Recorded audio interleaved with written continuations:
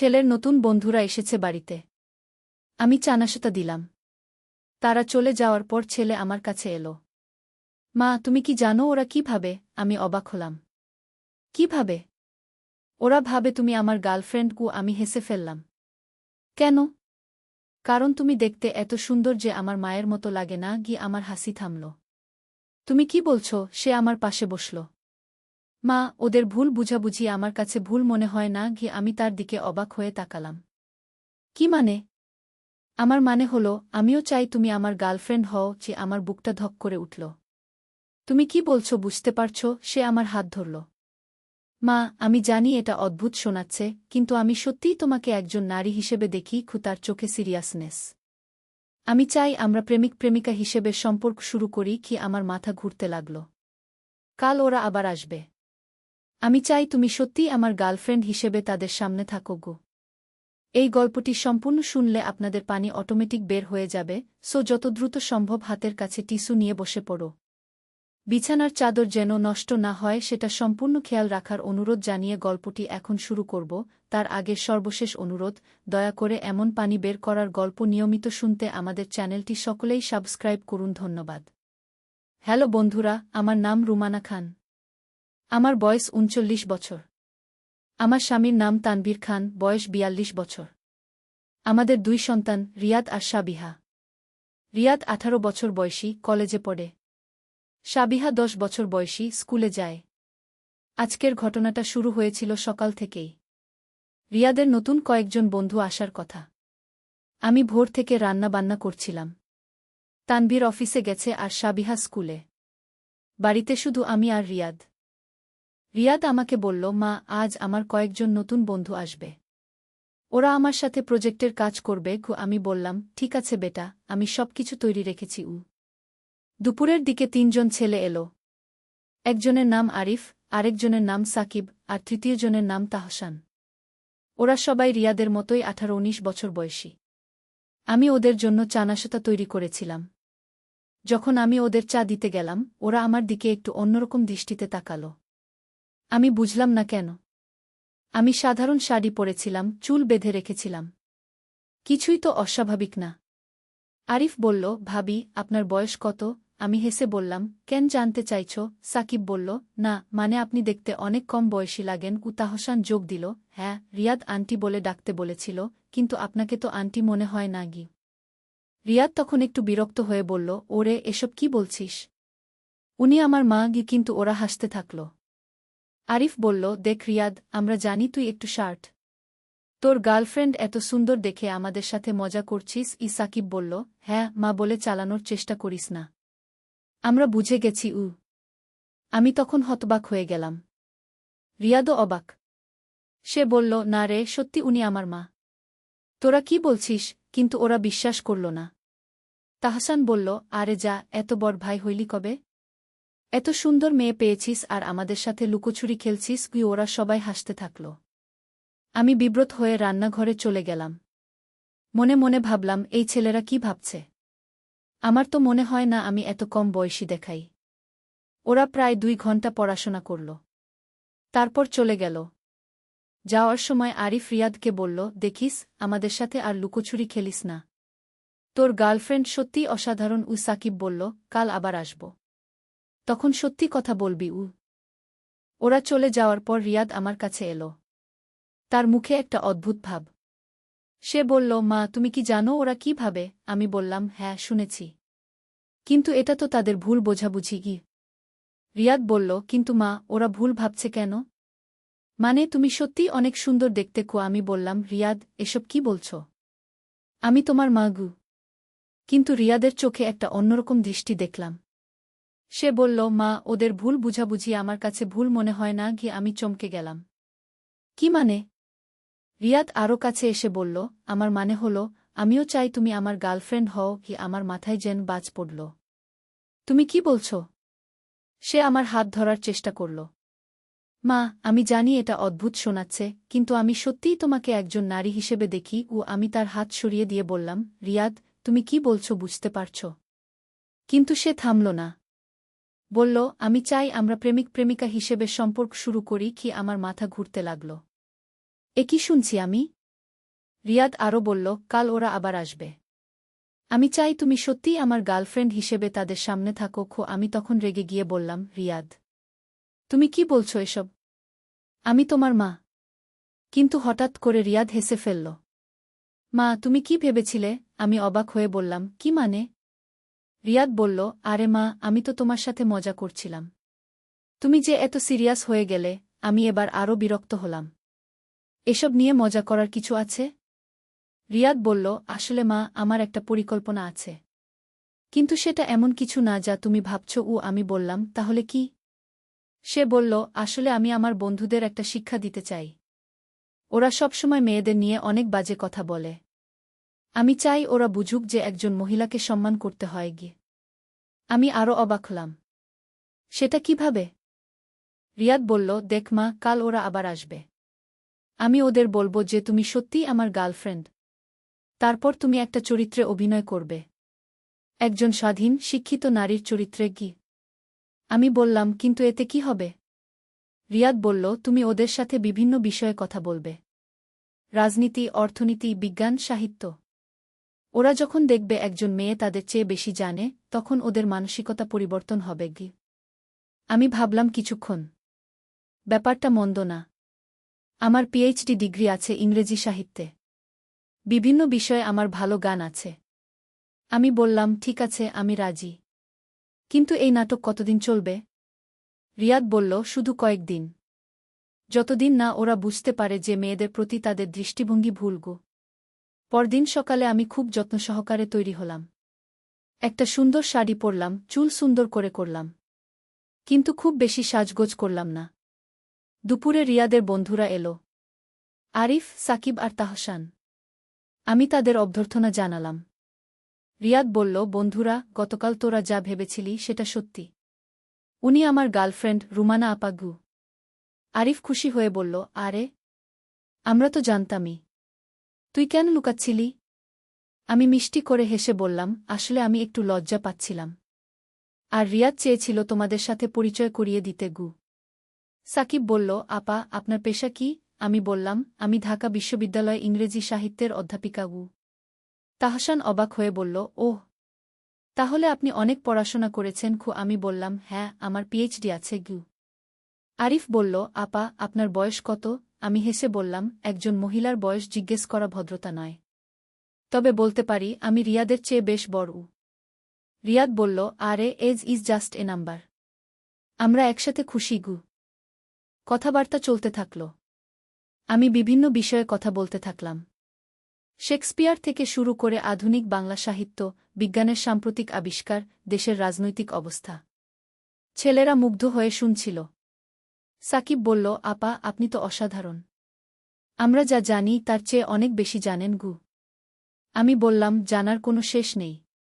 আমি এখনও প্রতিদিন নতুন কিছু শিখি গু।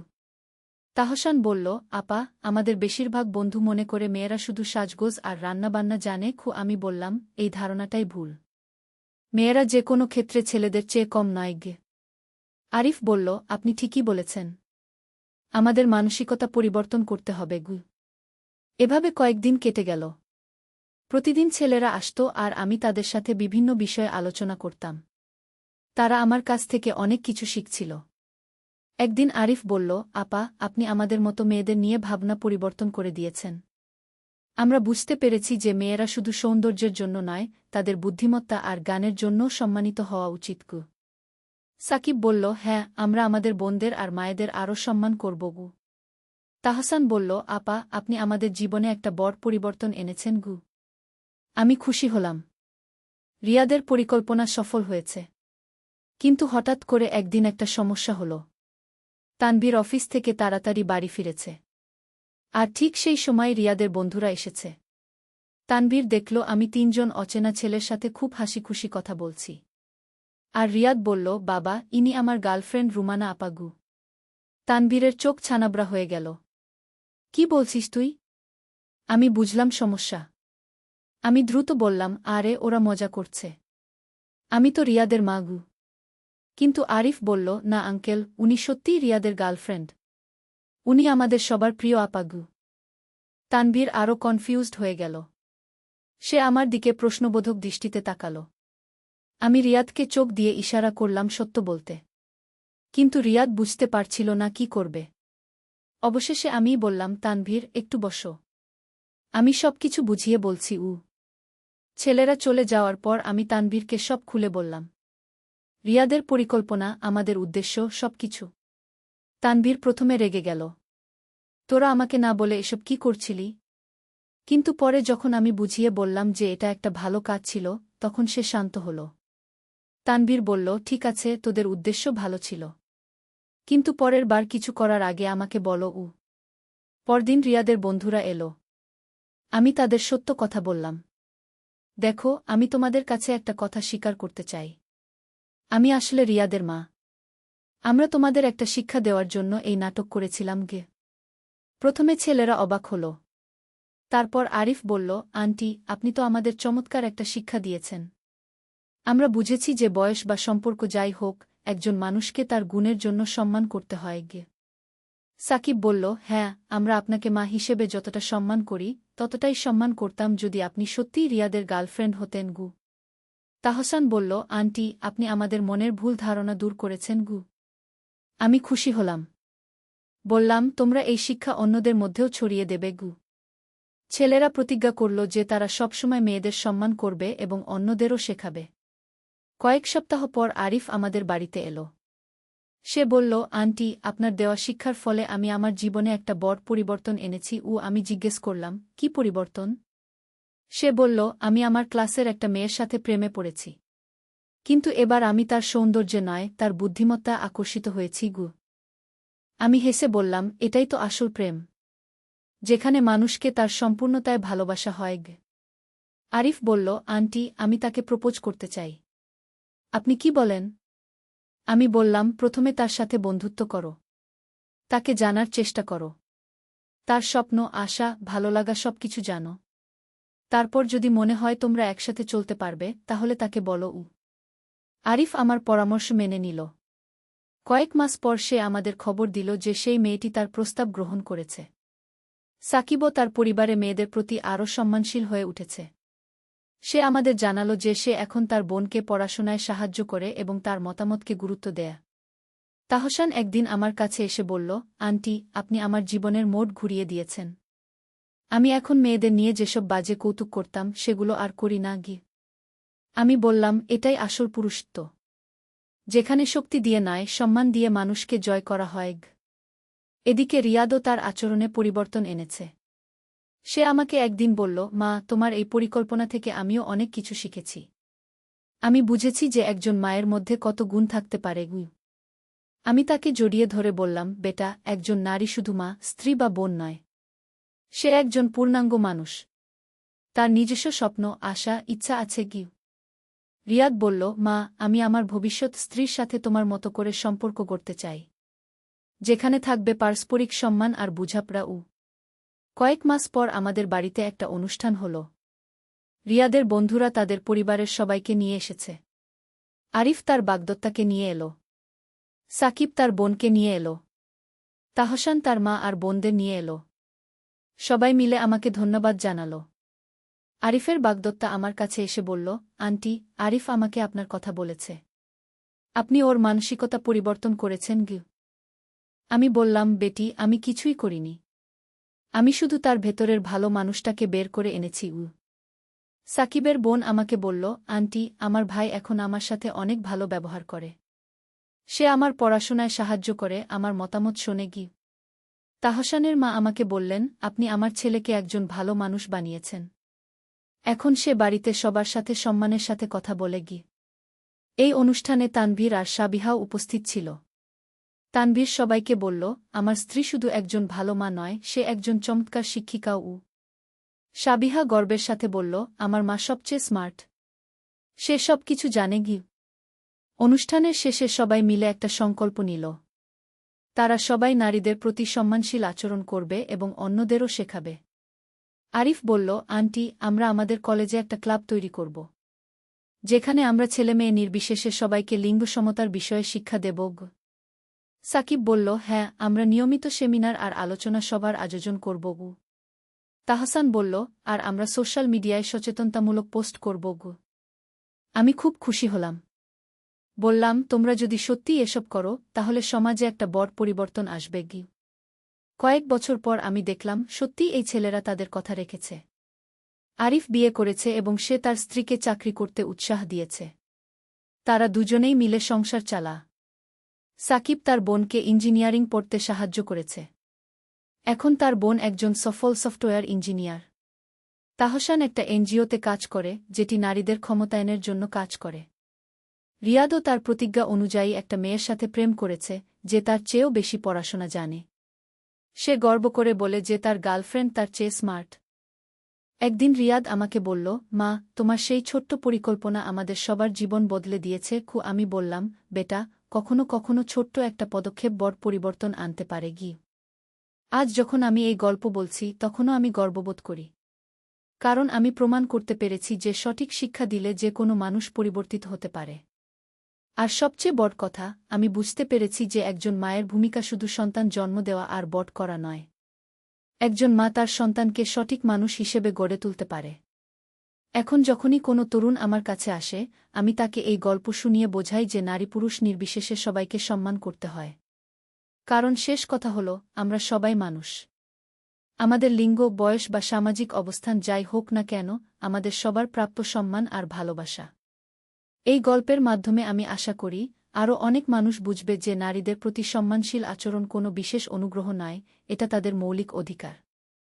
আর আমি বিশ্বাস করি, যদি প্রতিটি পরিবার থেকে এই শিক্ষা শুরু হয়, তাহলে একদিন আমাদের সমাজ থেকে লিঙ্গ বৈষম্য সম্পূর্ণভাবে দূর হবে।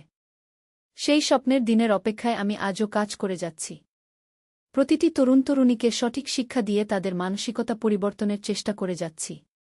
কারণ আমি জানি শিক্ষাই পারে মানুষের মন থেকে কুসংস্কার আর বৈষম্য দূর করতে। আর যখন মানুষের মানসিকতা পরিবর্তন হয়, তখনই সমাজে আসল পরিবর্তন আসে। গতকাল বিদ্যুৎ বিল দিতে গিয়ে এমন একটা ঘটনা ঘটল যা আমার সারা রাত ঘুম হারাম করে দিয়েছে। আমাদের বাড়ির বিদ্যুৎ বিল ৩ মাস বাকি পড়েছিল। কাল সকালে ছেলে বলল, মা, আজ বিল পরিশোধ করতে হবে, নইলে কানেকশন কেটে দেবে। আমি তৈরি হয়ে নিলাম। সে বলল, তুমি একা যেজো না, আমি সাথে যাব। বিদ্যুৎ অফিসে পৌঁছে দেখি প্রচুর ভিড়। নম্বর নিয়ে লাইনে দাঁড়ালাম। আমার আগে একজন দম্পতি ছিল, তাদের দেখে মনে হচ্ছিল নতুন বিয়ে হয়েছে। স্বামী তার স্ত্রীর কাগজপত্র গুছিয়ে দিচ্ছিল, এত যত্ন করে। আমি ভাবছিলাম আমার ছেলেও এরকম যত্নশীল। প্রায় ১.৫ ঘণ্টা পর আমাদের পালা এল। কাউন্টারের পুরুষ কর্মচারীটি বিল দেখে জিজ্ঞেস করল, এত দেরি কেন? ৩ মাসের বিল, আমি বলতে যাচ্ছিলাম, হঠাৎ সে জিজ্ঞেস করল, আপনাদের সম্পর্ক কি? কে বিল পরিশোধ করবেন? আমি বলতে গেলাম আমি তার মা, কিন্তু ছেলে তার আগেই বলে দিল, এ আমার ওয়াইফ। আমি বিল দেব। আমি চমকে তার দিকে তাকালাম। কর্মচারী রিসিপ্ট দিতে দিতে বলল, আচ্ছা, তাহলে আপনার নামেই রিসিপ্ট করে দিচ্ছি। বিল পরিশোধ হয়ে গেল। বাইরে এসে আমি জিজ্ঞেস করলাম, তুই আমাকে ওয়াইফ কেন বললি? আমি তো তোর মা গু। সে আমার হাত ধরে একটা বেঞ্চের দিকে নিয়ে গেল। বসিয়ে দিয়ে বলল, মা, আমি জানি এটা শোনাতে অদ্ভুত লাগবে। রিসিপ্টটা আমার হাতে দিয়ে বলল, কিন্তু আমি চাই সত্যিই তুমি আমার ওয়াইফ হয়ে যাও। আমি হাসলাম, পাগল হয়েছিস নাকি? সে গম্ভীর হয়ে বলল, না মা, আমি একদম গম্ভীর। আমি তোমাকে ভালোবাসি। আমার হাসি থেমে গেল। শুধু মা হিসেবে নয়, একজন নারী হিসেবে। রাস্তার ট্রাফিকের শব্দ কানে আসছিল, কিন্তু তার কথাই বেশি স্পষ্ট শোনা যাচ্ছিল। আমি জানি সমাজ এটা মানবে না, কিন্তু আমার ভালোবাসা সত্যি কি তার চোখে জল এসে গেছে। আমি তোমার যত্ন নিতে চাই, তোমার সব দায়িত্ব নিতে চাই। আমি উঠে যেতে চাইলাম। সে আমার শাড়ির আঁচল ধরে ফেল। মা, প্লিজ একবার ভেবে দেখো। আমরা কোথাও দূরে চলে যেতে পারি, যেখানে কেউ আমাদের চেনে না। বিদ্যুৎ অফিসের বাইরে সন্ধ্যার আলো জ্বলে উঠেছে। তুমি আমাকে বিয়ে করো, মা। আমি তোমাকে সুখী রাখব। আমি কিছু বলতে পারলাম না, শুধু রিসিপ্টটা শক্ত করে ধরে রাখলাম। এই গল্পটি সম্পূর্ণ শুনলে আপনাদের পানি অটোমেটিক বের হয়ে যাবে, যত দ্রুত সম্ভব হাতের কাছে টিস্যু নিয়ে বসে পড়ুন। বিছানার চাদর যেন নষ্ট না হয় সেটা সম্পূর্ণ খেয়াল রাখার অনুরোধ জানিয়ে গল্পটি এখন শুরু করব। তার আগে সর্বশেষ অনুরোধ, দয়া করে এমন পানি বের করার গল্প নিয়মিত শুনতে আমাদের চ্যানেলটি সকলেই সাবস্ক্রাইব করুন। ধন্যবাদ। হ্যালো বন্ধুরা, আমার নাম শ্রাবণী রায়। আমার বয়স ৪৩ বছর। আমার স্বামীর নাম সৌরভ রায়, বয়স ৪৬ বছর। আমাদের ২ সন্তান, তনয় আর ঋতিকা। তনয় ২০ বছর বয়সী, ইউনিভার্সিটিতে পড়ে। ঋতিকা ১৩ বছর বয়সী, হাই স্কুলে যায়। ঘটনাটা শুরু হয়েছিল গত সোমবার সকাল থেকে। আমার স্বামী সৌরভ একটা ব্যাংকে অ্যাসিস্ট্যান্ট ম্যানেজার হিসেবে কাজ করেন। সেদিন সকালে নাস্তার টেবিলে বসে সে বলল, শ্রাবণী, আগামীকাল আমাকে ঢাকায় যেতে হবে। অফিসের একটা জরুরি মিটিং আছে। আমি বললাম, কতদিনের জন্য যাবে? সে উত্তর দিল, ৩-৪ দিন লাগতে পারে কি। এদিকে আমার বড় ছেলে তনয় কলেজ থেকে ফিরে এসে বলল, মা, আমার একটা প্রজেক্ট কাজ আছে। আমাকে আগামীকাল থেকে ১ সপ্তাহের জন্য চট্টগ্রামে যেতে হবে কি। আর ছোট মেয়ে ঋতিকার স্কুলে বার্ষিক পরীক্ষা চলছিল। সে বলল, মা, আমার বন্ধু সীমার বাড়িতে গ্রুপ স্টাডি করতে যাব। রাতে ওখানেই থেকে যাব। এভাবে হঠাৎ করে সবাই বাড়ির বাইরে থাকার কথা বলল। আমি ভাবলাম, বেশ তো, একটু একা একা থাকা যাবে। বই পড়ব, সিনেমা দেখব। কিন্তু পরদিন সকালে যখন সবাই চলে গেল, তখন বাড়িটা খুব নীরব লাগতে লাগল। দুপুরের দিকে আমি রান্নাঘরে খাবার তৈরি করছিলাম। হঠাৎ দোতলা থেকে পায়ের আওয়াজ শুনলাম। প্রথমে ভাবলাম হয়তো বিড়াল, কিন্তু আওয়াজটা ছিল মানুষের মতো। আমি চিৎকার করে জিজ্ঞেস করলাম, কে আছে উপরে? কোনো জবাব এল না। কিন্তু আওয়াজ থামল না। আমি একটা লাঠি হাতে নিয়ে উপরে উঠলাম। দোতলায় ৩টা রুম, আমাদের বেডরুম, তনয়ের রুম আর ঋতিকার রুম। আমি প্রথমে তনয়ের রুমে গেলাম। দরজা খোলা ছিল। ভিতরে কেউ নেই। কিন্তু তার পড়ার টেবিলের উপর একটা চিঠি পড়ে আছে। আমি চিঠিটা তুলে পড়লাম। প্রিয় মা, তুমি যখন এই চিঠি পড়ছ তখন আমি চট্টগ্রামে নেই। আমি এই বাড়িতেই আছি। আমি তোমাকে দেখছি। কিন্তু তুমি আমাকে দেখতে পারছ না। আমি জানি এটা অদ্ভুত লাগছে। কিন্তু সত্যি বলতে কি, আমি তোমার কাছে একটা কথা স্বীকার করতে চাই। আমার হাত কাঁপতে শুরু করল। চিঠিতে আরও লেখা ছিল, আমি বরাবরই তোমাকে একজন মা হিসেবে না দেখে একজন সুন্দর নারী হিসেবে দেখেছি। তোমার এই রূপ, তোমার এই সৌন্দর্য আমাকে পাগল করে দেয়। আমি জানি এটা ভুল। কিন্তু আমার হৃদয় আমার নিয়ন্ত্রণে নেই। আমি তোমাকে ভালোবাসি, মা। শুধু মা হিসেবে নয়, একজন পুরুষ একজন নারীকে যেভাবে ভালোবাসে সেভাবে। আমি চিঠিটা ফেলে দিয়ে চিৎকার করলাম, তনয়, তুই কোথায়? বের হয়ে আয়। কিন্তু কোনো সাড়া পেলাম না। শুধু আমার নিজের কণ্ঠস্বরের প্রতিধ্বনি শুনলাম। আমি ঋতিকার রুমে গেলাম। ওর রুমেও কেউ নেই। কিন্তু ওর বিছানার উপর একটা ডায়েরি খোলা পড়ে আছে। আমি কাছে গিয়ে দেখলাম ডায়েরিতে আমার ছবি আঁকা। আর লেখা আছে, আমার প্রিয় মা শ্রাবণী, আমি তোমাকে খুব ভালোবাসি। কিন্তু ভালোবাসা শব্দটার নিচে কেটে লেখা আছে, আমি তোমাকে কাঙ্ক্ষা করি। আমার মাথা ঘুরতে শুরু করল। আমি ভাবলাম, এসব কি হচ্ছে? আমার 2 সন্তানই কি আমার প্রতি এমন অনুভূতি রাখে? আমি আমার বেডরুমে গেলাম। দেখি আমার পোশাকের আলমারি খোলা। আমার সব অন্তর্বাস বের করে বিছানার উপর রাখা। আর তার মধ্যে একটা নোট, মা, তোমার এই জিনিসগুলোর গন্ধ আমাকে পাগল করে দেয়। আমি রাতে এগুলো নিয়ে আমি পুরো নোটটা পড়লাম না। হাত দিয়ে মুখ ঢেকে বিছানায় বসে পড়লাম। আমার মনে হচ্ছিল আমি স্বপ্ন দেখছি। এসব কি ঘটছে আমার সাথে? হঠাৎ ফোন বাজল। আমি ফোনটা তুলে নিলাম। ওপাশ থেকে তনয়ের গলা শুনলাম। কিন্তু গলাটা কেমন যেন ভারী এবং কাঁপা কাঁপা। মা, তুমি কি আমার চিঠি পড়েছ? আমি বললাম, তনয়, তুই কোথায়? এসব কি লিখেছিস? সে বলল, মা, আমি এই বাড়িতেই আছি। কিন্তু আমি তোমার সামনে আসতে পারছি না। আমি লজ্জিত। আমি জানি আমার এই অনুভূতিগুলো ভুল। কিন্তু আমি নিজেকে নিয়ন্ত্রণ করতে পারি না। আমি বললাম, তুই কি বলছিস তনয়? তুই তো আমার ছেলে। সে বলল, হ্যাঁ মা, আমি তোমার ছেলে। কিন্তু আমি একজন পুরুষও। আর তুমি একজন অসাধারণ সুন্দর নারী। প্রতিদিন তোমাকে দেখে, তোমার সাথে কথা বলে আমার ভিতরে যে অনুভূতি জন্মেছে সেটা আর চেপে রাখতে পারছি না। ফোনের লাইন কেটে গেল। আমি ফোনটা রেখে দিয়ে ভাবলাম, আমার কি করা উচিত? আমি কি পুলিশে খবর দেব? কিন্তু তনয় তো আমার নিজের সন্তান। সন্ধ্যার দিকে আবার ফোন বাজল। এবার ঋতিকার গলা। মা, তুমি আমার ডায়েরি দেখেছ? আমি বললাম, ঋতিকা, তুই কোথায়? এসব কি লিখেছিস তোর ডায়েরিতে? সে বলল, মা, আমি জানি আমি এখনো ছোট। কিন্তু আমি বুঝি। আমি বুঝি যে তুমি কতটা সুন্দর, কতটা আকর্ষণীয়। আমি রাতে শুয়ে শুয়ে তোমার কথা ভাবি। তোমার স্পর্শ কেমন হবে, তোমার ঠোঁট কেমন স্বাদের গু। আমি চিৎকার করে বললাম, ঋতিকা, তুই কি বলছিস? সে বলল, মা, আমি জানি এটা ভুল, কিন্তু আমি তোমাকে ভালোবাসি। আমি চাই তুমি আমার হয়ে যাও, শুধু আমার। ফোনের লাইন আবার কেটে গেল। রাতের বেলা আমি ঘুমাতে পারলাম না। মনে হচ্ছিল কেউ যেন আমাকে দেখছে। আমি উঠে জানালার পর্দা সরিয়ে বাইরে তাকালাম। অন্ধকারে কিছুই দেখতে পেলাম না, কিন্তু মনে হচ্ছিল কোথাও যেন কেউ লুকিয়ে আছে। মধ্যরাতে হঠাৎ আমার রুমের দরজায় টোকা পড়ল। আমি বললাম, কে? ওপাশ থেকে তনয়ের গলা, মা, আমি। দরজা খোলো। আমি বললাম, তনয়, তুই কি পাগল হয়ে গেছিস? তুই তো চট্টগ্রামে গেছিস গু। সে বলল, না মা, আমি এই বাড়িতেই আছি। আমি লুকিয়ে আছি। আমি তোমার কাছে আসতে চাই, তোমাকে স্পর্শ করতে চাই। আমি দরজায় খিল দিয়ে দিলাম, কিন্তু টোকা থামল না। আরও জোরে টোকা পড়তে লাগল, আর তার সাথে তনয়ের গলায় কান্নার আওয়াজ, মা, প্লিজ দরজা খোলো। আমি তোমার প্রয়োজন। আমি কিছু বলতে পারলাম না। কিভাবে বলব যে আমার নিজের সন্তানরাই আমার প্রতি এমন অনুভূতি রাখে? সৌরভ বলল, তুমি ঘাবড়ানোর কিছু নেই। তনয় আর ঋতিকা তো তোমার সাথে আছে গু। আমি বললাম, না, তারা বাড়িতে নেই। তনয় চট্টগ্রামে গেছে। ঋতিকা ওর বন্ধুর বাড়িতে গু। সৌরভ বলল, তাহলে তো আরও ভালো। তুমি একটু আরাম করো, আমি ফিরেই তোমাকে কোথাও ঘুরতে নিয়ে যাব গু।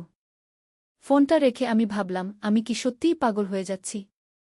আমার সন্তানরা কি সত্যিই এমন, নাকি আমার মনের কোনো অসুখ হয়েছে? রাত ৮টার দিকে আবার দরজায় টোকা পড়ল। আমি জিজ্ঞেস করলাম, কে? এবার ঋতিকার গলা, মা, আমি। দরজা খোলো। আমি বললাম, ঋতিকা, তুই কখন ফিরলি? সে বলল, আমি ফিরি নাই মা, আমি এই বাড়িতেই লুকিয়েছিলাম। আমি তোমাকে দেখছিলাম, তোমার রূপে আমি মুগ্ধ হয়ে গেছি গু। আমি বললাম, ঋতিকা, তুই কি বলছিস? তুই তো আমার মেয়ে ঘে। সে বলল, হ্যাঁ মা, আমি তোমার মেয়ে, কিন্তু আমি বুঝে গেছি যে আমি তোমাকে একজন মা হিসেবে নয়, একজন নারী হিসেবে ভালোবাসি। আমি চাই তুমি শুধু আমার হয়ে থাকো গু। আমি আর সহ্য করতে পারলাম না। আমি চিৎকার করে বললাম, তোরা দুজনেই কি পাগল হয়ে গেছিস? আমি তোদের মা। হঠাৎ ঘরের ভিতর থেকে একটা হাসির আওয়াজ শুনলাম। আমি চমকে ঘুরে তাকালাম। দেখি আমার স্বামী সৌরভ বিছানায় বসে হাসছে। আমি অবাক হয়ে বললাম, সৌরভ, তুমি কখন এলে? তুমি তো ঢাকায় ছিলে গু। সে বলল, আমি কখনোই ঢাকায় যাইনি শ্রাবণী, আমি এই বাড়িতেই ছিলাম, লুকিয়েছিলাম গু। আমি বললাম, কেন? কেন তুমি এমনটা করলে? সে উঠে এসে আমার কাছে দাঁড়াল। তার চোখে একটা অদ্ভুত চাহনি। কারণ আমি তোমাকে পরীক্ষা করতে চেয়েছিলাম। আমি জানতে চেয়েছিলাম তুমি আমাদের সন্তানদের এই ধরনের প্রেমে কিভাবে সাড়া দেবে গু। আমি পেছনে সরে গেলাম। তুমি কি বলছো সৌরভ? সে বলল, শ্রাবণী, আমি দীর্ঘদিন ধরে লক্ষ্য করছিলাম যে তনয় আর ঋতিকা তোমার প্রতি স্বাভাবিক সন্তানের ভালোবাসা ছাড়িয়ে অন্য কিছু অনুভব করে। আমি তাদের কথাবার্তা, তাদের আচরণ দেখেছি। আর আজকে আমি এই নাটক সাজিয়ে নিশ্চিত হতে চেয়েছিলাম গু। আমার মাথা ঘুরছিল। মানে তনয় আর ঋতিকা সত্যিই গু? সৌরভ বলল, হ্যাঁ, তারা সত্যিই তোমার প্রতি এমন অনুভূতি রাখে। আর আমি তাদের সেই অনুভূতিকে কাজে লাগিয়ে আজকের এই নাটক সাজিয়েছি গু। ঠিক তখনই রুমের দরজা খুলে গেল। তনয় আর ঋতিকা একসাথে ঢুকল। তারা দুজনেই হাসছিল। আমি তাদের দিকে তাকিয়ে বললাম, তোরা এখানে? তোরা তো তনয় বলল, মা, আমি কখনোই চট্টগ্রামে যাইনি, আমি এই বাড়িতেই ছিলাম ঘ। ঋতিকা বলল, আর আমিও কখনো সীমার বাড়িতে যাইনি, আমি এই বাড়িতেই লুকিয়েছিলাম ঘ। আমি বুঝতে পারছিলাম না কি হচ্ছে। তোরা সবাই মিলে আমার সাথে কি করলে? সৌরভ বলল, শ্রাবণী, আমরা তোমাকে একটা সারপ্রাইজ দিতে চেয়েছিলাম গো। আমি বললাম, সারপ্রাইজ? এটা কোন ধরনের সারপ্রাইজ? তোরা আমাকে এত ভয় পাইয়েছিস কেন? তনয় কাছে এসে বলল, মা, আসলে ব্যাপারটা হচ্ছে আগামীকাল তোমার জন্মদিন।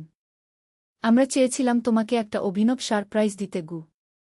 ঋতিকা বলল, আমাদের পরিকল্পনা ছিল তোমাকে এমনভাবে ভয় পাইয়ে রাখব যাতে তুমি আগামীকালের জন্মদিনের কথা ভুলে যাও। সৌরভ বলল, কিন্তু আমরা ভাবিনি যে তুমি এত বেশি ভয় পেয়ে যাবে গু। আমি রাগ করে বললাম, তোরা কি পাগল?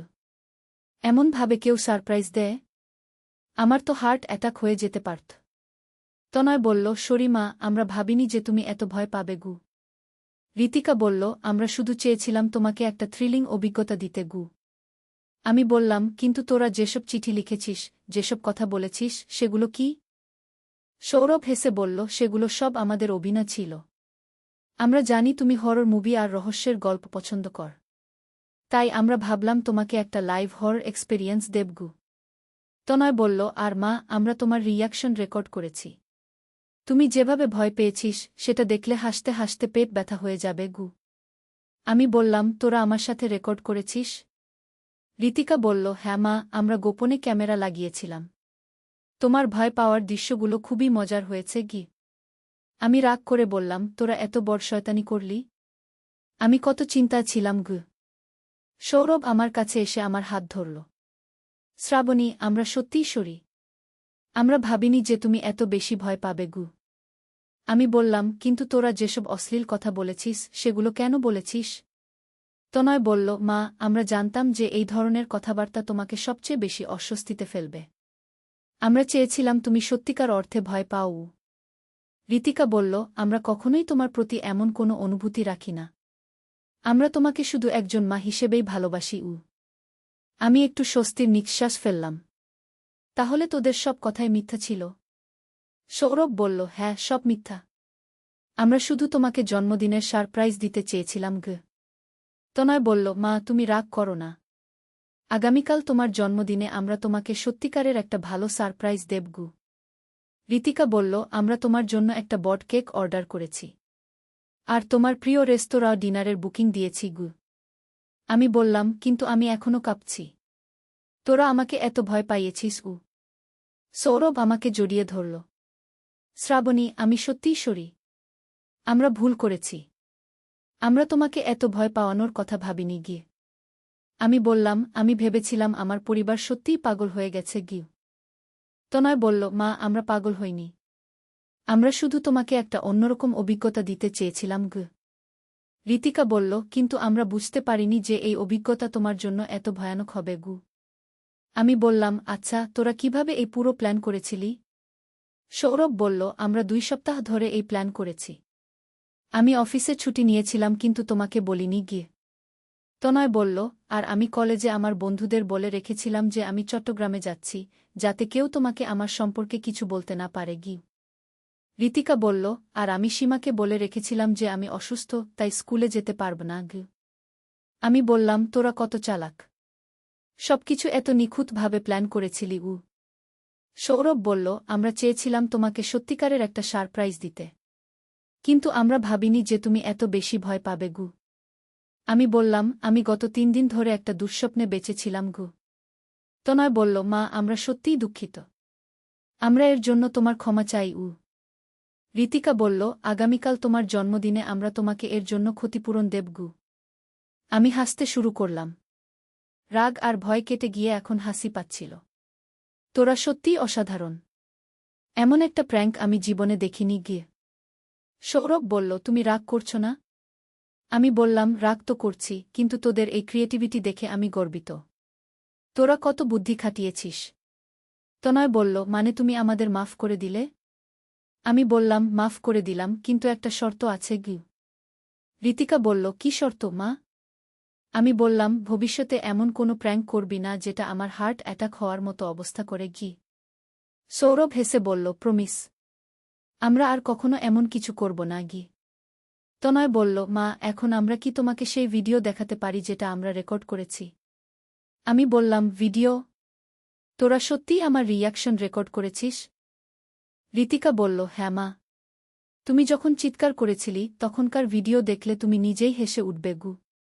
আমি বললাম, আচ্ছা, দেখাও। দেখি আমি কেমন দেখাচ্ছিলাম গু। সৌরভ তার ল্যাপটপ নিয়ে এল।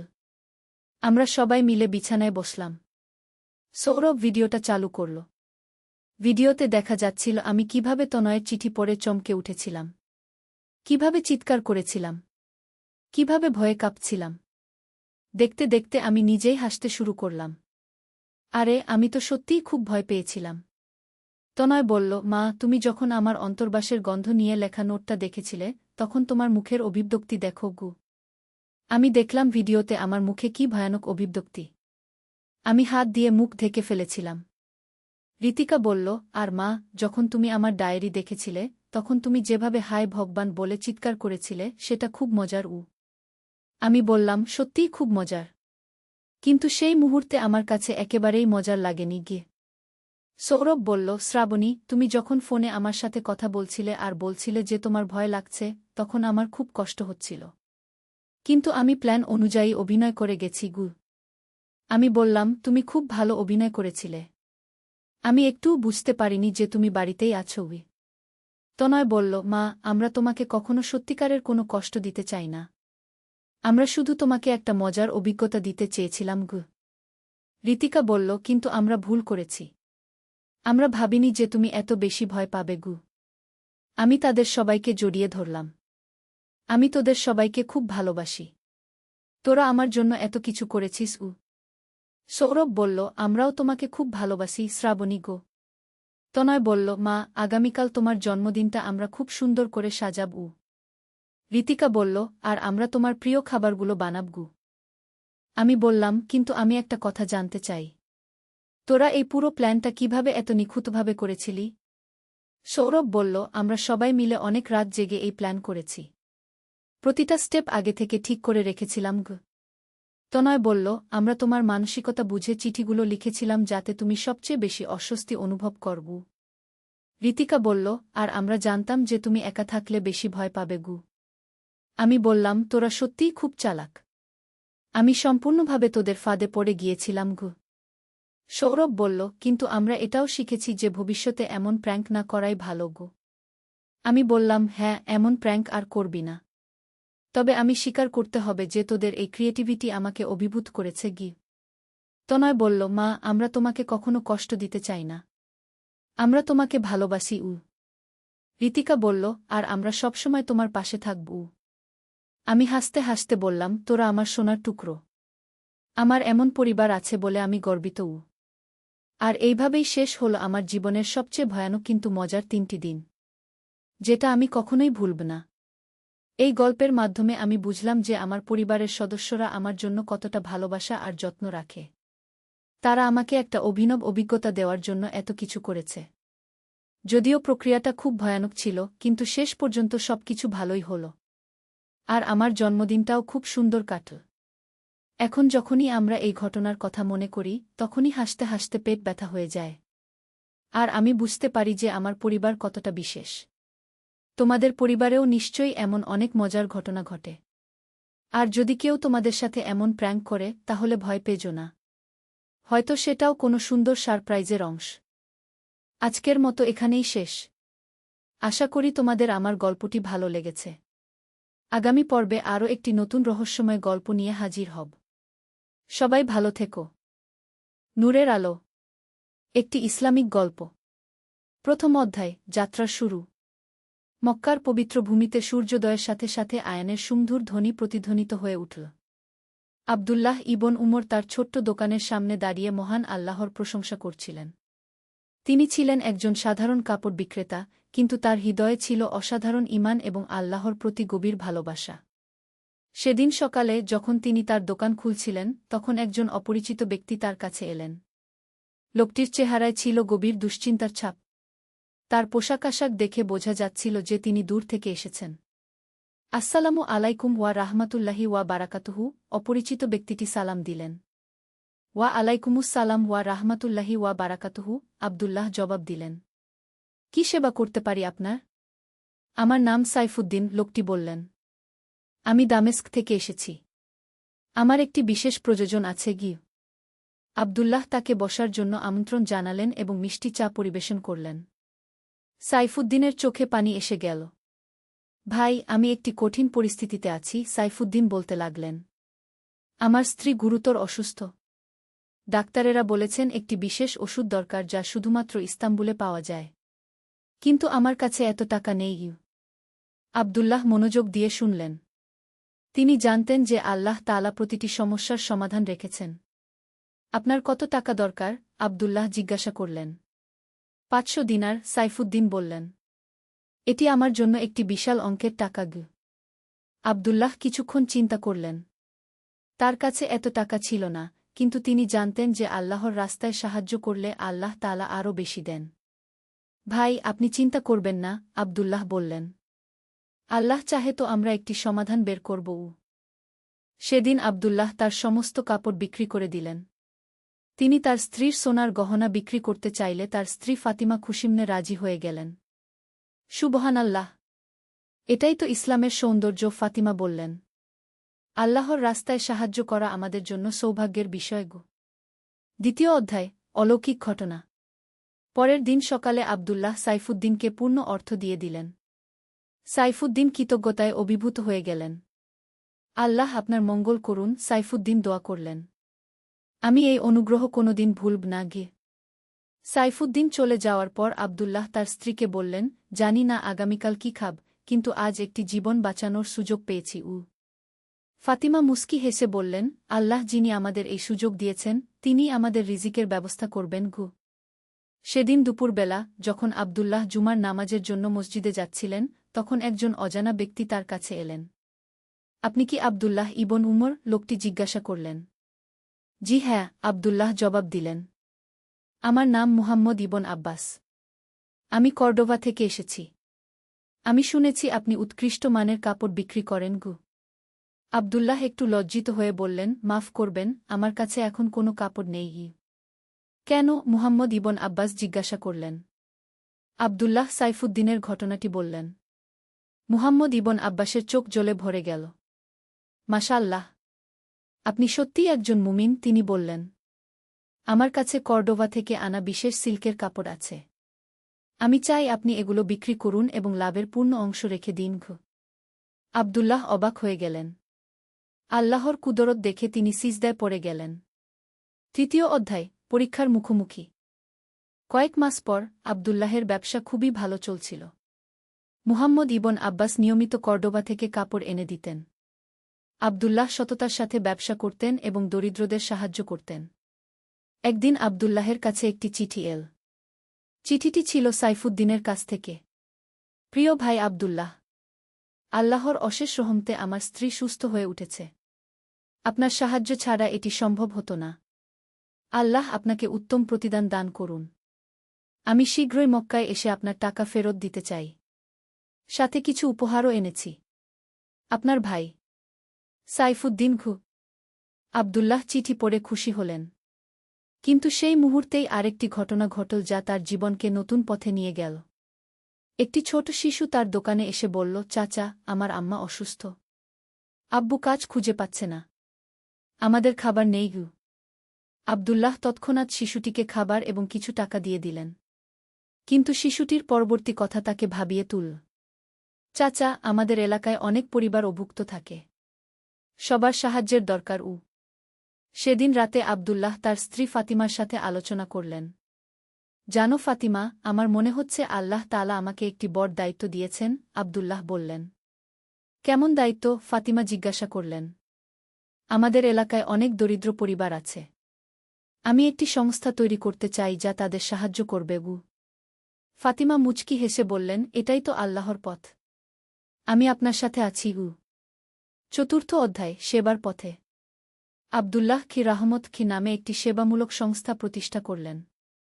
তিনি তার ব্যবসার একটি বড় অংশ এই কাজে ব্যয় করতে লাগলেন। প্রথমে স্থানীয় দরিদ্র পরিবারগুলোকে সাহায্য করা শুরু করলেন।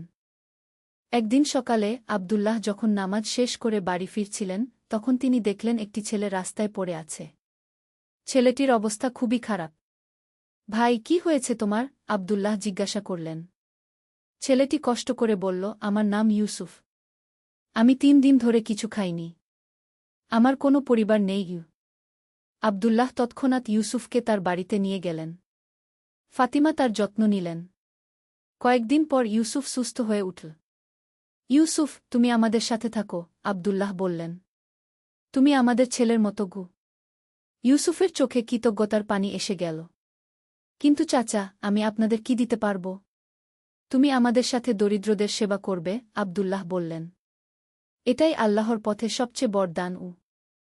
ইউসুফ খুব মেধাবী ছিল। সে আরবি এবং ফার্সি ভাষায় পারদর্শী ছিল। আব্দুল্লাহ তাকে হিসাব নিকাশের দায়িত্ব দিলেন। পঞ্চম অধ্যায়, বিপদের মেঘ। একদিন সকালে আব্দুল্লাহ যখন তার দোকানে গেলেন, তখন দেখলেন সেখানে একদল সিপাহী দাঁড়িয়ে আছে। তাদের নেতা ছিল আমির হাসান নামের একজন অহংকারী ব্যক্তি। তুমি আব্দুল্লাহ ইবন উমর? আমির হাসান কঠোর স্বরে জিজ্ঞাসা করল। জি হ্যাঁ, আব্দুল্লাহ শান্তভাবে জবাব দিলেন। আমি শুনেছি তুমি অনেক টাকার মালিক হয়েছ। খলিফার কাছে অভিযোগ এসেছে যে তুমি কর ঠিকমতো দাও না। আব্দুল্লাহ অবাক হয়ে বললেন, এটি ভুল তথ্য। আমি নিয়মিত সমস্ত কর দিয়ে থাকি। তার প্রমাণ আছে? আমির হাসান প্রশ্ন করল। আব্দুল্লাহ তার হিসাবের খাতা বের করে দেখালেন। কিন্তু আমির হাসান সেগুলো দেখতে চাইল না। এই খাতা জাল হতে পারে, সে বলল। তোমাকে আমাদের সাথে আসতে হবে। ইউসুফ সেই সময় সেখানে ছিল। সে দৌড়ে গিয়ে ফাতিমাকে খবর দিল। চাচি, চাচাকে সিপাহীরা নিয়ে গেছে, ইউসুফ কাঁদতে কাঁদতে বলল। ফাতিমা ধৈর্যের সাথে বললেন, ইউসুফ, তুমি কাঁদো না। আল্লাহ তাআলা সব ঠিক করে দেবেন। আমরা দোয়া করি। ষষ্ঠ অধ্যায়, ন্যায়ের বিজয়। আব্দুল্লাহকে কারাগারে রাখা হল। সেখানে তিনি অন্যান্য বন্দীদের সাথে নামাজ পড়তেন এবং কুরআন তেলাওয়াত করতেন। তার আচরণ দেখে অন্য বন্দীরা মুগ্ধ হয়ে গেল। একদিন কারাগারের প্রহরী জামাল আব্দুল্লাহর কাছে এল। আব্দুল্লাহ ভাই, আপনার ব্যাপারে আমি তদন্ত করেছি, জামাল বলল। আমির হাসান আপনার বিরুদ্ধে মিথ্যা অভিযোগ এনেছে। সে আপনার সম্পত্তি দখল করতে চায়। তাহলে সত্য প্রকাশ করুন, আব্দুল্লাহ বললেন। আমি একা এই কাজ করতে পারব না, জামাল বলল। আমার সাহায্য দরকার। সেই রাতে জামাল গোপনে কয়েকজন সৎ ব্যবসায়ীর সাথে যোগাযোগ করল। তারা সবাই আব্দুল্লাহের সততা এবং দানশীলতার সাক্ষ্য দিল। ইতিমধ্যে মুহাম্মদ ইবন আব্বাস কর্ডোবা থেকে ফিরে এসে আব্দুল্লাহের অবস্থা জানতে পারল। তিনি সরাসরি খলিফার দরবারে গেলেন। আমিরুল মুমিনিন আব্দুল্লাহ ইবন উমর একজন সৎ এবং ন্যায়পরায়ণ ব্যক্তি, মুহাম্মদ ইবন আব্বাস বললেন। তার বিরুদ্ধে যে অভিযোগ এসেছে তা সম্পূর্ণ মিথ্যা। খলিফা বললেন, তুমি কি প্রমাণ দিতে পারো? মুহাম্মদ ইবন আব্বাস আব্দুল্লাহের সাথে তার সব লেনদেনের কাগজপত্র পেশ করলেন। তিনি সাইফুদ্দিনের ঘটনাও বললেন। সেই সময় সাইফুদ্দিন দামেস্ক থেকে মক্কায় পৌঁছেছিল।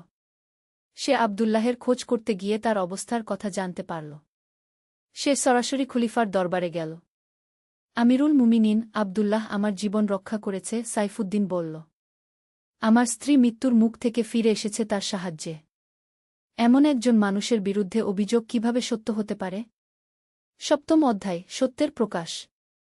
খলিফা সমস্ত সাক্ষ্য প্রমাণ দেখে আব্দুল্লাহের নির্দোষতা সম্পর্কে নিশ্চিত হলেন। তিনি আমির হাসানকে ডেকে পাঠালেন।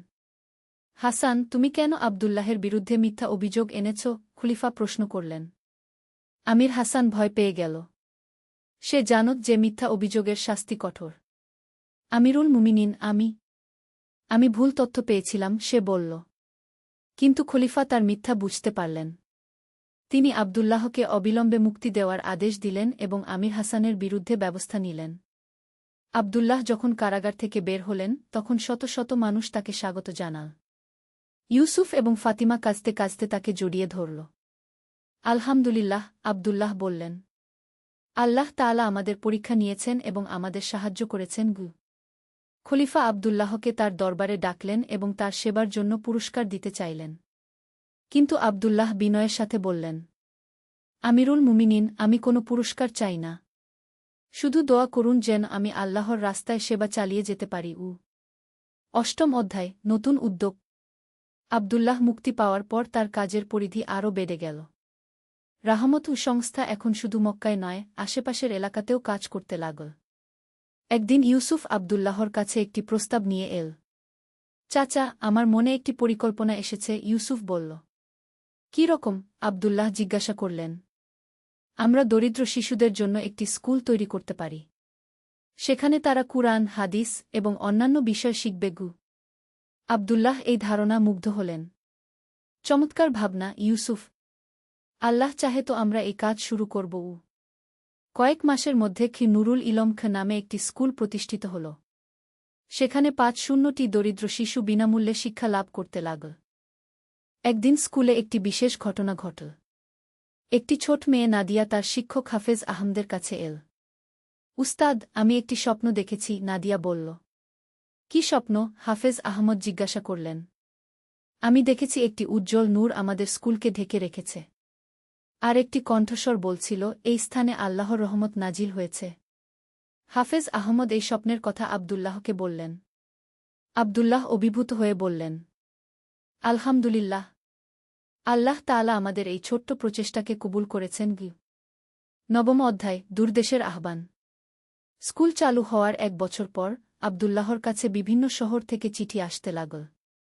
সবাই চাইছিল তাদের এলাকাতেও এই ধরনের সেবামূলক কাজ শুরু করতে। একদিন সন্ধ্যায় আব্দুল্লাহ, ফাতিমা এবং ইউসুফ একসাথে বসে আলোচনা করছিলেন। আবু, আমাদের কাজ এখন অনেক বিস্তৃত হয়েছে, ইউসুফ বলল। সে এখন আব্দুল্লাহকে আবু বলে ডাকত। হ্যাঁ, আল্লাহর ফজলে আমরা অনেক দূরে গিয়েছি, আব্দুল্লাহ বললেন। কিন্তু এখন আমাদের আরও বড় দায়িত্ব এসেছে। ফাতিমা বললেন, আমি মনে করি আমাদের একটি দল তৈরি করা উচিত, যারা বিভিন্ন অঞ্চলে গিয়ে এই কাজ ছড়িয়ে দেবে। সেই রাতে তারা দাওয়াতুর রাহমত কি নামে একটি মিশনারি দল গঠন করার সিদ্ধান্ত নিল। এই দলের উদ্দেশ্য ছিল ইসলামের শিক্ষা প্রচার এবং মানবসেবা। প্রথম মিশনে পাঠানো হল হাফেজ আহমদ এবং 2 জন তরুণ সাহাবীকে। তারা মদিনার পথে রওনা দিল। মদিনায় পৌঁছে তারা দেখল সেখানে একটি ভয়াবহ খরা চলছে। মানুষ খাবার পানির জন্য হাহাকার করছে।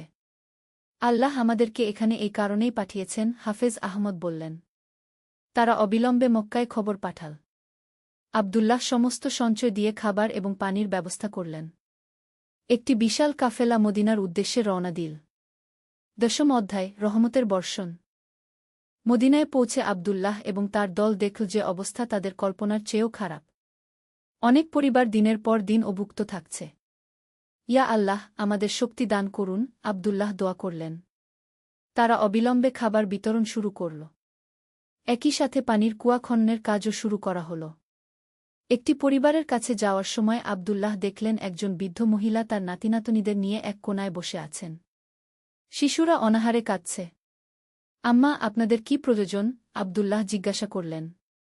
বৃদ্ধা বললেন, বেটা, আমার ছেলে এই খরার জন্য কাজ হারিয়েছে। আমাদের কাছে খাবারের কোনো ব্যবস্থা নেই। আব্দুল্লাহ তৎক্ষণাৎ তাদের 1 মাসের খাবার দিয়ে দিলেন। বৃদ্ধা কৃতজ্ঞতায় আব্দুল্লাহর জন্য দোয়া করলেন। আল্লাহ তোমাকে জান্নাতে উচ্চ মর্যাদা দান করুন, বেটা। কয়েকদিন পর একটি অলৌকিক ঘটনা ঘটল। আকাশে মেঘ জমা হতে লাগল এবং প্রচণ্ড বৃষ্টি শুরু হল। সুবহানাল্লাহ, সবাই একসাথে বলে উঠল। সেই বৃষ্টি 3 দিন অবিরাম চল। খরার অবসান হল এবং মানুষের মুখে হাসি ফিরে এল। স্থানীয় ইমাম আব্দুল্লাহর কাছে এসে বললেন, ভাই, এই বৃষ্টি আল্লাহর রহমত। আর এই রহমত এসেছে আপনাদের নেক কাজের বরকতে। 11 অধ্যায়, জ্ঞানের আলো। মদিনার কাজ শেষ করে আব্দুল্লাহ মক্কায় ফিরে এলেন। কিন্তু তার মন পড়ে রইল অন্যান্য অঞ্চলের দুর্দশাগ্রস্ত মানুষদের কথায়। একদিন ইউসুফ তার কাছে একটি নতুন পরিকল্পনা নিয়ে এল। আবু, আমি মনে করি আমাদের একটি বড় লাইব্রেরি তৈরি করা উচিত, ইউসুফ বলল। কেন? আব্দুল্লাহ জিজ্ঞাসা করলেন। সেখানে আমরা কুরআন, হাদিস, ফিকাহ এবং বিভিন্ন বিষয়ের বই সংগ্রহ করব। মানুষ এসে জ্ঞান অর্জন করতে পারবে। আব্দুল্লাহ এই ধারণা পছন্দ করলেন। চমৎকার! জ্ঞানই তো সবচেয়ে বড় সাদাকাগু। কয়েক মাসের মধ্যে বাইতুল হিকমাহ নামে একটি বিশাল লাইব্রেরি প্রতিষ্ঠিত হল। সেখানে হাজার হাজার বই সংগ্রহ করা হল। একদিন লাইব্রেরিতে একজন অল্পবয়সী যুবক এল। তার নাম ছিল আহমদ ইবন তাইমিয়া। সে ছিল অত্যন্ত মেধাবী এবং জ্ঞান পিপাসু। আমি হাদিস শাস্ত্রে পড়াশোনা করতে চাই, আহমদ বলল। ইউসুফ তাকে হাদিসের বিভাগে নিয়ে গেল। আহমদ দিনের পর দিন সেখানে বসে পড়াশোনা করতে লাগল। কয়েক মাস পর আহমদ একটি চমৎকার হাদিস সংকলন তৈরি করল। আব্দুল্লাহ সেটি দেখে অভিভূত হলেন। মাশাআল্লাহ, তুমি একজন মহান আলেম হওয়ার সম্ভাবনা রাখো, আব্দুল্লাহ বললেন। আহমদ পরবর্তীতে একজন বিখ্যাত আলেম হয়ে উঠল এবং ইসলামের সেবায় নিজেকে উৎসর্গ করল। 12 অধ্যায়, পরবর্তী প্রজন্মের দায়িত্ব। বছরগুলো চলে গেল। আব্দুল্লাহ এখন বয়স্ক হয়ে পড়েছেন। তার চুলদাড়ি পেকে গেছে, কিন্তু সেবার উৎসাহ এতটুকুও কমেনি। একদিন তিনি ইউসুফকে ডেকে বললেন, ইউসুফ, আমার সময় শেষ হয়ে আসছে। এখন তোমার কাঁধে এই সব দায়িত্ব তুলে দিতে চাই। আবু, এই কথা বলবেন না, ইউসুফ কাঁদতে কাঁদতে বলল। আপনি আরও অনেক দিন আমাদের সাথে থাকবেন কি? সবারই একদিন এই পৃথিবী ছেড়ে যেতে হয়, আব্দুল্লাহ বললেন। কিন্তু আমাদের নেক কাজ থেকে যায়। তুমি এই কাজ চালিয়ে যেও। সেই রাতে আব্দুল্লাহ দীর্ঘ নামাজ পড়লেন এবং আল্লাহর কাছে তওবা করলেন। পরদিন সকালে ফজরের নামাজের পর আব্দুল্লাহ একটু অসুস্থ বোধ করলেন। ফাতিমা তার সেবায় লেগে গেলেন। কয়েকদিন পর আব্দুল্লাহের অবস্থা আরও খারাপ হল। ইউসুফ এবং ফাতিমা দিনরাত তার পাশে থাকতেন। একদিন সন্ধ্যায় আব্দুল্লাহ ইউসুফকে ডাকলেন। ইউসুফ, আমার অসিয়ত শোনো, তিনি দুর্বল স্বরে বললেন। জি আবু। প্রথমত, তুমি সব সময় আল্লাহকে ভয় করবে এবং নামাজ রোজা ঠিকমতো করবে। জিউ। দ্বিতীয়ত, দরিদ্রদের সেবা চালিয়ে যাবে। এটাই আমাদের জীবনের উদ্দেশ্য। ইনশাল্লাহ আবু। তৃতীয়ত, কখনো অহংকার করবে না। সব কিছু আল্লাহর পক্ষ থেকে গি। সেই রাতে আব্দুল্লাহ ইবন উমর ইন্তেকাল করলেন। তার মুখে ছিল শান্তির হাসি। ত্রয়োদশ অধ্যায়, অমর উত্তরাধিকার। আব্দুল্লাহর জানাজায় হাজার হাজার মানুষ অংশগ্রহণ করল। সবাই কাঁদছিল। তিনি কত মানুষের জীবন স্পর্শ করেছিলেন তা সেদিন স্পষ্ট হয়ে উঠল। ইউসুফ আব্দুল্লাহর সব কাজের দায়িত্ব নিল। সে চিরাহমত সংস্থা, নুরুল ইলম স্কুল এবং বাইতুল হিকমাহ লাইব্রেরি সবকিছুর তত্ত্বাবধান করতে লাগল। কয়েক বছর পর সাইফুদ্দিনের ছেলে মাহমুদ মক্কায় এল। সে তার বাবার কাছ থেকে আব্দুল্লাহের গল্প শুনেছিল। আমি আব্দুল্লাহ চাচার অসমাপ্ত কাজ সম্পন্ন করতে চাই, মাহমুদ ইউসুফকে বলল। ইউসুফ খুশি হল। তারা মিলে আরও বড় পরিসরে কাজ শুরু করল। এভাবে রাহমত সংস্থার কাজ বাগদাদ, কায়রো, কর্ডোভা এবং সমরকন্দ পর্যন্ত ছড়িয়ে গেল। প্রতিটি শহরে দরিদ্রদের সেবা, শিক্ষার প্রসার এবং ইসলামের দাওয়াতের কাজ চলতে লাগল। একদিন বাগদাদে রাহমত সংস্থার একটি কার্যালয়ে একজন বৃদ্ধ আলেম এলেন। তার নাম ছিল ইমাম গাজ্জালি। আমি আব্দুল্লাহ ইবন উমরের গল্প শুনেছি, তিনি বললেন। তার জীবনী লেখা উচিত যাতে ভবিষ্যৎ প্রজন্ম তার আদর্শ থেকে শিক্ষা নিতে পারে। এই প্রস্তাবে সবাই সাড়া দিল। ইমাম গাজ্জালি সিরাতুর রাহমত নামে আব্দুল্লাহের জীবনী রচনা করলেন। চতুর্দশ অধ্যায়, প্রেমের বীজ। আব্দুল্লাহর মৃত্যুর 10 বছর পর একদিন নুরুল ইলম স্কুলে একটি বিশেষ অনুষ্ঠান হল। সেদিন স্কুলের প্রথম ছাত্রছাত্রীরা আলেমুলামা হিসেবে স্নাতক হল। তাদের মধ্যে ছিল নাদিয়া, যে ছোটবেলায় স্বপ্নে নূর দেখেছিল। এখন সে একজন হাফেজা এবং নারী শিক্ষার ক্ষেত্রে কাজ করার স্বপ্ন দেখছে। আমি মেয়েদের জন্য একটি আলাদা শিক্ষা প্রতিষ্ঠান গড়তে চাই, নাদিয়া ইউসুফকে বলল। চমৎকার ভাবনা, ইউসুফ বলল। আব্দুল্লাহ চাচা জীবিত থাকলে এই প্রস্তাবে খুশি হতেন। কয়েক মাসের মধ্যে মাদ্রাসাতুন নিসা নামে একটি নারী শিক্ষা প্রতিষ্ঠান স্থাপিত হল। এখানে মেয়েরা কুরআন, হাদিস, আরবি ভাষা এবং গার্হস্থ্য বিজ্ঞান শিখতে লাগল। একদিন একটি অদ্ভুত ঘটনা ঘটল। স্কুলে একটি দরিদ্র মেয়ে ভর্তি হল। তার নাম ছিল আয়শা। সে ছিল অত্যন্ত মেধাবী কিন্তু কথা বলতে পারত না। নাদিয়া তার বিশেষ যত্ন নিলেন। আয়শা ইশারায় এবং লেখার মাধ্যমে সবার সাথে যোগাযোগ করত। একদিন আয়শা একটি কাগজে লিখল, আমি স্বপ্নে একজন সাদা পোশাকের লোককে দেখেছি। তিনি বলেছেন, তুমি আল্লাহর বিশেষ বান্দী। তোমার মাধ্যমে অনেক কাজ হবে। নাদিয়া এই লেখা পড়ে অবাক হলেন। তিনি দোয়া করলেন যেন আল্লাহ আয়শার উপর রহমত করেন। কয়েক মাস পর একটি অলৌকিক ঘটনা ঘটল। আয়শা হঠাৎ কথা বলতে শুরু করল।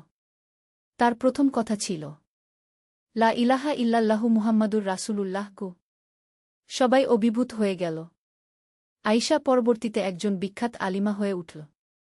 পঞ্চদশ অধ্যায়, বিশ্বজুড়ে আলো। আব্দুল্লাহর মৃত্যুর 25 বছর পর রাহমত সংস্থার কাজ সমগ্র মুসলিম বিশ্বে ছড়িয়ে পড়েছে। আন্দালুস থেকে শুরু করে ভারত ও মধ্য এশিয়া পর্যন্ত এর কার্যক্রম বিস্তৃত হয়েছে। একদিন সমরকন্দ থেকে একজন দূত মক্কায় এল। তার সাথে ছিল একটি চিঠি। প্রিয় ইউসুফ ভাই, আমি তাজিকিস্তানের এক প্রত্যন্ত এলাকার প্রতিনিধি। আমাদের এখানে একটি ভয়াবহ ভূমিকম্প হয়েছে। হাজার হাজার মানুষ গৃহহীন হয়ে পড়েছে। আমরা আপনাদের সাহায্যের প্রত্যাশা করছি। আপনার ভাই আবু বকর আল-তাজিকি। ইউসুফ অবিলম্বে একটি উদ্ধার দল পাঠানোর সিদ্ধান্ত নিল। তারা খাবার, তাঁবু, ওষুধপত্র এবং অর্থের ব্যবস্থা করল। সমরকন্দে পৌঁছে উদ্ধার দল দেখল যে অবস্থা সত্যিই ভয়াবহ। অনেক পরিবার উন্মুক্ত আকাশের নিচে রাত কাটাচ্ছে। আমরা প্রথমে তাৎক্ষণিক প্রযোজন মেটাব, দলের নেতা হাকিম বলল। তারপর পুনর্বাসনের কাজ শুরু করব। 3 মাসের মধ্যে তারা অস্থায়ী আশ্রয়কেন্দ্র তৈরি করল এবং প্রয়োজনীয় সুবিধা প্রদান করল। স্থানীয় মানুষ তাদের সেবায় মুগ্ধ হয়ে গেল। এই লোকেরা কারা? একজন স্থানীয় নেতা জিজ্ঞাসা করল। এরা রাহমত সংস্থার সদস্য, হাকিম বলল। আমাদের প্রতিষ্ঠাতা আবদুল্লাহ ইবন উমর আমাদের শিখিয়েছেন যে সমগ্র মানবতা একটি পরিবার।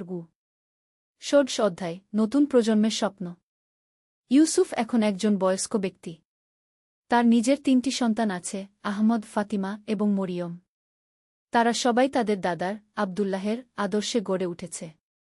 একদিন আহমদ তার বাবার কাছে এল। আব্বা, আমার একটা স্বপ্ন আছে, আহমদ বলল। কি স্বপ্ন? ইউসুফ জিজ্ঞাসা করল। আমি চাই যে আমরা একটি বিশ্ববিদ্যালয় প্রতিষ্ঠা করি। সেখানে শুধু ইসলামিক শিক্ষা নয়, আধুনিক বিজ্ঞান, গণিত, চিকিৎসা বিজ্ঞানও পড়ানো হবে। ইউসুফ চিন্তা করলেন। এই ধারণা সত্যিই চমৎকার। কিন্তু এর জন্য অনেক অর্থের প্রয়োজন হবে, ইউসুফ বললেন। আব্বা, আল্লাহ যিনি দাদাজানকে সাহায্য করেছেন, তিনি আমাদেরও সাহায্য করবেন, আহমদ বলল। কয়েক বছর পরিকল্পনা এবং সংগ্রহের পর কি জামিয়াতুর রাহমত কি নামে একটি বিশ্ববিদ্যালয় প্রতিষ্ঠিত হল। এটি ছিল সেই যুগের একটি অত্যাধুনিক শিক্ষা প্রতিষ্ঠান। এই বিশ্ববিদ্যালয় থেকে অনেক বিখ্যাত আলেম, ডাক্তার, গণিতবিদ এবং বিজ্ঞানী বের হল। তারা সবাই ইসলামের সেবা এবং মানবতার কল্যাণে নিজেদের জীবন উৎসর্গ করল। সপ্তদশ অধ্যায়, অন্তিম পর্যায়ে। ইউসুফ এখন অত্যন্ত বৃদ্ধ। তার চুলদাড়ি সম্পূর্ণ সাদা হয়ে গেছে। কিন্তু তার চোখে এখনও রয়েছে সেই একই উৎসাহ এবং ভালোবাসা।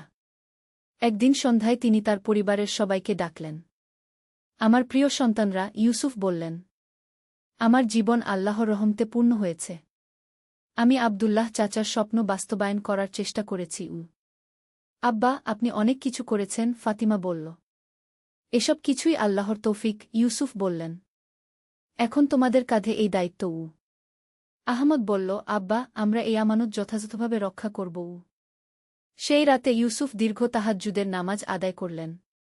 তিনি আল্লাহর কাছে দোয়া করলেন। ইয়া আল্লাহ, আবদুল্লাহ চাচার সাথে আমাকে জান্নাতে মিলিত করো। আর আমাদের এই নেক কাজগুলো কবুল করো। আলামিনের জিহাদ। একটি ইসলামিক যুদ্ধের গল্প। প্রথম অধ্যায়, সূর্যোদয়ের প্রতিশ্রুতি। আল-আন্দালুসের পাহাড়ি অঞ্চলে সূর্যের প্রথম আলো ছড়িয়ে পড়ছিল। দূরে মসজিদের মিনার থেকে ভেসে আসছিল ফজরের আজানের মধুর সুর। আল্লাহু আকবার, আল্লাহু আকবার কে এই পবিত্র আওয়াজ পাহাড়ের প্রতিধ্বনিতে মিশে গিয়ে আরও মহিমান্বিত হয়ে উঠছিল। মুজাহিদদের শিবিরে আলামিন তার সাজ্জাদায় বসে ফজরের নামাজ আদায় করছিলেন। তার হৃদয় পূর্ণ ছিল আল্লাহর প্রেমে এবং দিনের জন্য জিহাদের উৎসাহে। নামাজ শেষে তিনি দোয়া করলেন। রাব্বানা আতিনা ফি দুনিয়া হাসানাতান ওয়া ফিল আখিরাতি হাসানাতান ওয়াকবিনা আযাবান্নার। আল্লাহ তায়ালা, আজকের এই কঠিন দিনে আমাদের সহায় হন। আমাদের অন্তরকে দৃঢ় রাখুন এবং আমাদের পা যেন সত্যের পথ থেকে বিচ্যুত না হয়। আলামিন ছিলেন একজন তরুণ আরব যোদ্ধা, যিনি তার গোত্রের সম্মানিত আমির আবু বকর আল-তুর্কির অধীনে সেবা করতেন। তার বয়স মাত্র 25, কিন্তু যুদ্ধক্ষেত্রে তার সাহসিকতা এবং ধর্মীয় গানের জন্য তিনি ইতিমধ্যে বিখ্যাত হয়ে উঠেছিলেন। তার দাড়ি ছিল সুন্নাহ অনুযায়ী মুষ্টিমেয় লম্বা, চোখ দুটি ছিল গভীর কালো এবং সর্বদা আল্লাহর স্মরণে আলোকিত। আলামিন ভাই, তার সাথী হাসান ইবনে আলী তাকে ডাকলেন। আমির আপনাকে ডাকছেন। আজকের যুদ্ধ পরিকল্পনা নিয়ে আলোচনা করবেন। আলামিন উঠে দাঁড়ালেন এবং বিসমিল্লাহ বলে আমিরের তাঁবুর দিকে এগিয়ে চললেন। পথে তিনি দেখলেন অন্য মুজাহিদরাও ফজরের নামাজের পর কুরআন তেলাওয়াত এবং জিকিরে মশগুল। এই দৃশ্য তার হৃদয়ে অপার শান্তি এনে দিল। দ্বিতীয় অধ্যায়, যুদ্ধ পরিষদ। আমির আবু বকর আল-তুর্কির তাঁবুতে প্রবেশ করে আলামিনকে আসসালামু আলাইকুম ওয়া রাহমাতুল্লাহি ওয়া বারাকাতুহ কি বলে সালাম দিলেন। উপস্থিত সকল সেনাপতি ও বিশিষ্ট মুজাহিদরা ওয়া আলাইকুমুস সালাম কি বলে জবাব দিলেন। আমির আবু বকর ছিলেন একজন প্রভাবশালী নেতা। তার বয়স 50-এর কাছাকাছি, চুলদাড়ি পেকে সাদা হয়ে গেছে, কিন্তু চোখে এখনও তরুণদের মতো উজ্জ্বলতা। তিনি হাদিসে নব্বীর একজন বড় আলেমও ছিলেন। বাইতুল্লাহ, আমির শুরু করলেন, আজকের এই পবিত্র দিনে আমাদের সামনে বিরাট চ্যালেঞ্জ। খ্রিস্টান ক্রুসেডাররা আমাদের ভূমির উপর আক্রমণ করেছে। তারা আমাদের মসজিদ ধ্বংস করতে চায়, আমাদের বোনদের সম্মান লুণ্ঠন করতে চায়। কিন্তু আল্লাহর শপথ, আমরা তা হতে দেব না। আল্লাহু আকবার, সম্বেত সকলে তাকবীর দিলেন। আমির মানচিত্রের দিকে ইঙ্গিত করে বললেন, শত্রুরা সংখ্যায় আমাদের চেয়ে বেশি। তাদের ৭০০ যোদ্ধা, আমাদের মাত্র ৩০। কিন্তু রাসূলুল্লাহ সাল্লাল্লাহু আলাইহি ওয়াসাল্লাম বদরের যুদ্ধে মাত্র ৩০ জন সাহাবী নিয়ে হাজারের বেশি কাফেরকে পরাজিত করেছিলেন। কারণ তাদের সাথে ছিল আল্লাহর সাহায্যও। ইয়া আমির, আলামিন সম্মানের সাথে বললেন, আল্লাহ তায়ালা পবিত্র কুরআনে বলেছেন, কত ছোট দল আল্লাহর হুকুমে বড় দলকে পরাজিত করেছে। আল্লাহ ধৈর্যশীলদের সাথে থাকেন। সূরা বাকারা ২-৪-৯। আমাদের ঈমান দৃঢ় থাকলে বিজয় অবশ্যই আমাদের। সেনাপতি খালিদ ইবনে ওয়ালিদ, তিনি সেই বিখ্যাত সাহাবীর নাম অনুসরণে এই নাম রেখেছিলেন, বললেন, আমির, আমার গুপ্তচর জানিয়েছে যে শত্রুরা আগামীকাল সকালে আক্রমণ করবে। তারা উত্তর দিক থেকে আসবে, যেখানে পাহাড়ের পথ সরু। আমির মাথা নেড়ে বললেন, তাহলে আমাদের পরিকল্পনা পরিষ্কার। আলামিন, তুমি ৫০ জন বীর মুজাহিদ নিয়ে পূর্ব দিকের উঁচু টিলায় অবস্থান নেবে। যখন শত্রুরা উপত্যকায় নামবে, তখন তুমি আল্লাহর নাম নিয়ে পেছন থেকে আক্রমণ করবে। তৃতীয় অধ্যায়, রাতের প্রস্তুতি। সন্ধ্যা নামতেই মুজাহিদদের শিবির আধ্যাত্মিক পরিবেশে ভরে উঠল। মাগরিবের নামাজের পর সবাই একসাথে বসে কুরআন তেলাওয়াত শুনছিলেন। হাফেজ ইউসুফ সূরা আনফালের আয়াত তেলাওয়াত করছিলেন। ওয়ামা রামাইতা ইজ রামাইতা ওয়ালাকিন্নাল্লাহা রামাগ। এবং তুমি নিক্ষেপ করনি যখন তুমি নিক্ষেপ করেছ, বরং আল্লাহই নিক্ষেপ করেছেন। আয়াতটি শুনে আলামিনের চোখে পানি চলে এল। তিনি বুঝলেন যে আগামীকালের যুদ্ধে তাদের সফলতা সম্পূর্ণভাবে আল্লাহর উপর নির্ভরশীল। রাতের খাবারের পর আলামিন তার সাথী হাসানের সাথে একটু দূরে গিয়ে বসলেন। দূরে তারকারাজি আকাশে ঝিকিমিকি করছিল, আর শীতল হাওয়া তাদের মুখে আল্লাহর করুণার স্পর্শ এনে দিচ্ছিল। হাসান ভাই, আলামিন বললেন, আগামীকাল হয়তো আমাদের শেষ সূর্যোদয়। তুমি কি প্রস্তুত? হাসান মুস্কি হেসে বললেন, আলামিন, মৃত্যুকে আমি ভয় পাই না। আমি ভয় পাই শুধু আল্লাহর সামনে অপ্রস্তুত অবস্থায় হাজির হতে। আজ রাতে আমি তওবা করব, আল্লাহর কাছে ক্ষমা চাইব। আগামীকাল যদি শহীদ হই, তবে তা হবে আমার জন্য সবচেয়ে বড় সৌভাগ্য। এই কথা শুনে আলামিনের মন আরও দৃঢ় হয়ে উঠল। তিনি তার তলোয়ার বের করে চাঁদের আলো দেখলেন। এই তলোয়ারে লেখা ছিল, লা ইলাহা ইল্লাল্লাহু মুহাম্মাদুর রাসূলুল্লাহ, কালেমা শরীফ। আল্লাহর শপথ, আলামিন বললেন, এই তলোয়ার আগামীকাল শুধু সত্যের পক্ষেই উত্তোলিত হবে। এটি কোনো নিরীহ মানুষের রক্তে রঞ্জিত হবে না। রাত গভীর হতে লাগল। এশার নামাজের পর অনেক মুজাহিদ তাহাজ্জুদের নামাজে দাঁড়িয়ে গেলেন। আলামিনও তার সাজ্জাদায় দাঁড়ালেন এবং দীর্ঘ সিজদা আল্লাহর কাছে দোয়া করতে লাগলেন। আল্লাহুম্মা আন্তা রাব্বি লা ইলাহা ইল্লা আন্তা, খালাকতানি ওয়া আনা আবদুকা। হে আল্লাহ, আপনি আমার রব, আপনি ছাড়া কোনো উপাস্য নেই। আপনি আমাকে সৃষ্টি করেছেন আর আমি আপনার বান্দা। চতুর্থ অধ্যায়, যুদ্ধের প্রাক্কালে। ফজরের আজানের সাথে সাথে পুরো শিবির জেগে উঠল। আলামিন দেখলেন আজ সূর্যোদয় অন্যরকম সুন্দর।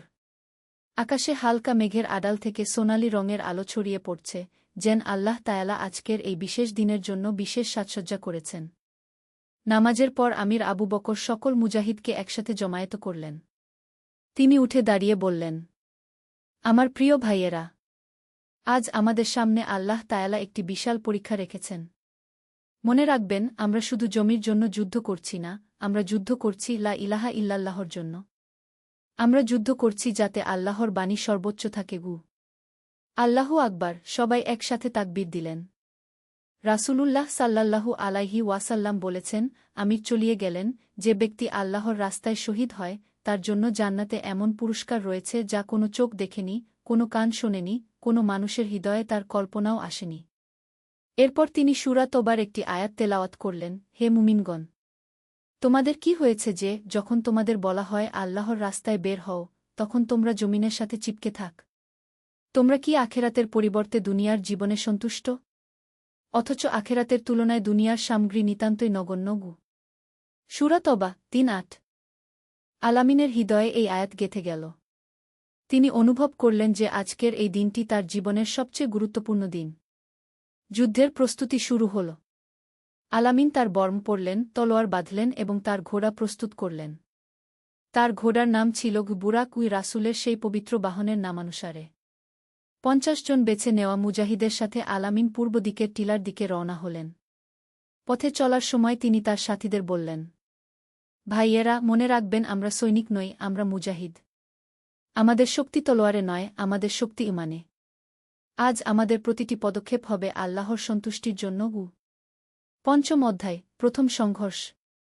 সূর্য যখন আকাশের মাঝামাঝি উঠে এল, তখন দূর থেকে ভেসে এল ঘোড়ার খুরের আওয়াজ এবং অস্ত্রের ঝনঝনানি। ক্রুসেডার বাহিনী এগিয়ে আসছে।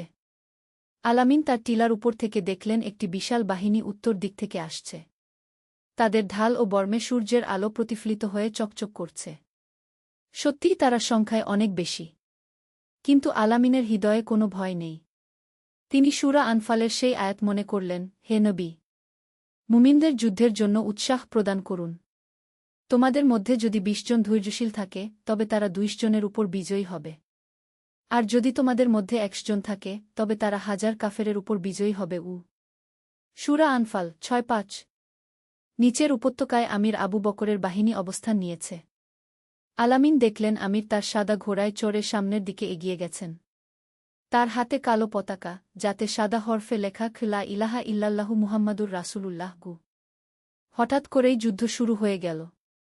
ক্রুসেডারদের প্রথম আক্রমণ হল তীর নিক্ষেপ। আকাশ যেন কালো হয়ে গেল অসংখ্য তীরের বর্ষণে। কিন্তু আল্লাহর অনুগ্রহে বেশিরভাগ তীর লক্ষ্যভেদ করতে পারল না। আল্লাহু আকবার, আমির আবু বকরের উচ্চকণ্ঠ শোনা গেল। আল্লাহর সাহায্য এসেছে।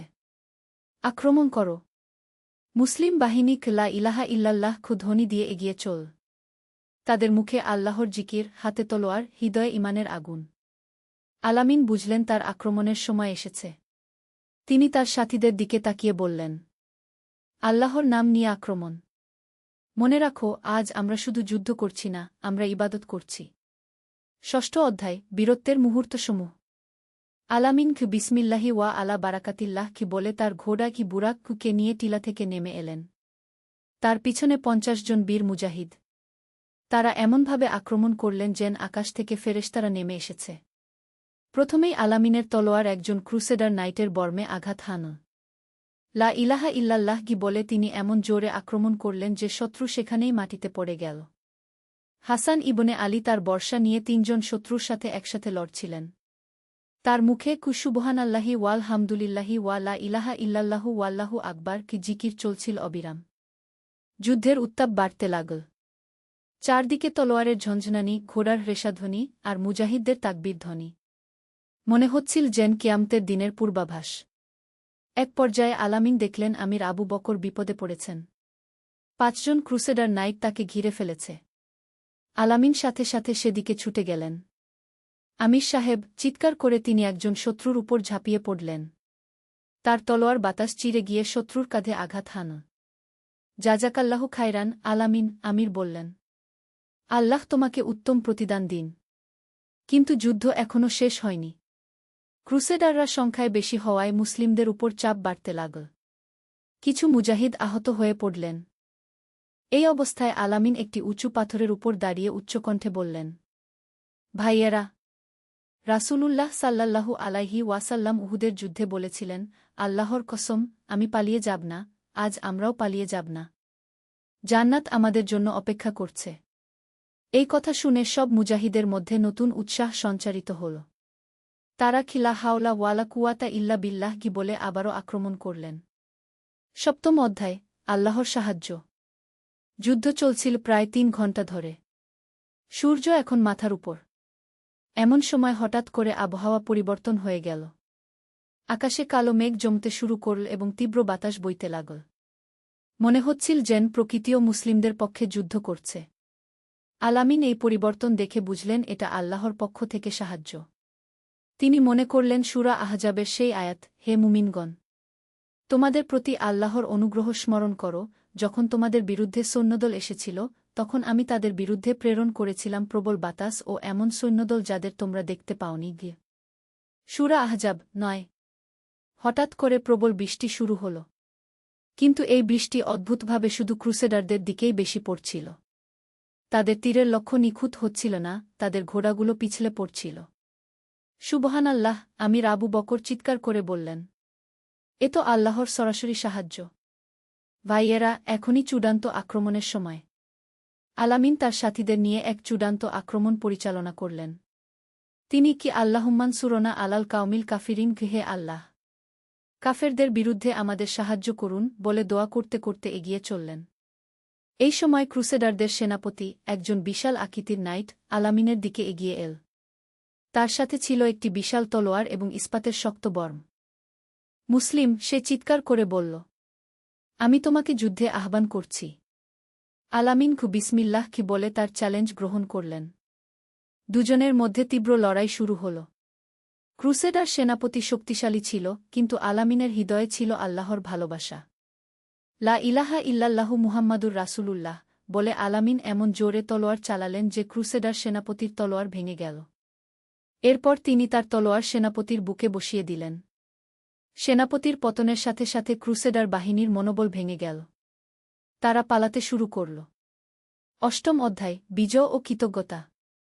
আল্লাহু আকবার, আল্লাহু আকবার, লা ইলাহা ইল্লাল্লাহু ওয়াল্লাহু আকবার। বিজয়ের তাকবীর ধ্বনিতে পুরো উপত্যকা মুখরিত হয়ে উঠল। আলামিন তার তলোয়ার খাপে ভরে নিয়ে সিজদায় পড়ে গেলেন। আলহামদুলিল্লাহি রাব্বিল আলামিন, কি সমস্ত প্রশংসা আল্লাহর জন্য, যিনি সকল জগতের রব। তিনি কৃতজ্ঞতায় আল্লাহর শুকরিয়া আদায় করলেন। হাসান ইবনে আলী দৌড়ে এসে আলামিনকে জড়িয়ে ধরলেন। আলহামদুলিল্লাহ, আল্লাহ তাআলা আমাদের বিজয় দান করেছেন।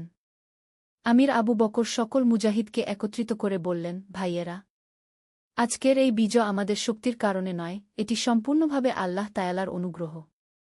আমরা যেন কখনো অহংকারে পড়ে না যাই। তিনি সূরা নাসরের আয়াত তেলাওয়াত করলেন, যখন আল্লাহর সাহায্য ও বিজয় আসবে এবং তুমি দেখবে মানুষ দলে দলে আল্লাহর দিনে প্রবেশ করছে, তখন তোমার রবের প্রশংসা ও তাসবিহ পাঠ করো এবং তার কাছে ক্ষমা চাও। নিশ্চয়ই তিনি তওবা কবুলকারী। যুদ্ধক্ষেত্র পরিষ্কার করার সময় আলামিন দেখলেন কয়েকজন মুজাহিদ শহীদ হয়েছেন। তাদের মুখে শান্তির একটি অপরূপ ছাপ। মনে হচ্ছিল যেন তারা ঘুমিয়ে আছেন। ইন্না লিল্লাহি ওয়া ইন্না ইলাইহি রাজিউন, নিশ্চয়ই আমরা আল্লাহর জন্য এবং আমরা তার কাছেই ফিরে যাব। আলামিন শহীদদের জন্য দোয়া করলেন। আহত ক্রুসেডারদের চিকিৎসার ব্যবস্থা করা হল। ইসলামের শিক্ষা অনুযায়ী যুদ্ধবন্দীদের সাথে ভালো ব্যবহার করা হল। আলামিন একজন আহত ক্রুসেডার সৈনিককে পানি পান করিয়ে দিলেন। কেন তুমি আমাকে সাহায্য করছ? সেই সৈনিক জিজ্ঞেস করল। আলামিন উত্তর দিলেন, কারণ আমার ধর্ম আমাকে শিখিয়েছে যে যুদ্ধের সময়ও মানবতা হারানো যায় না। আমার নবী মুহাম্মদ সাল্লাল্লাহু আলাইহি ওয়াসাল্লাম বলেছেন, যে ব্যক্তি মানুষের প্রতি দয়া করে না, আল্লাহ তার প্রতি দয়া করেন না। নবম অধ্যায়, শিক্ষা ও উপদেশ। সন্ধ্যা হয়ে এল।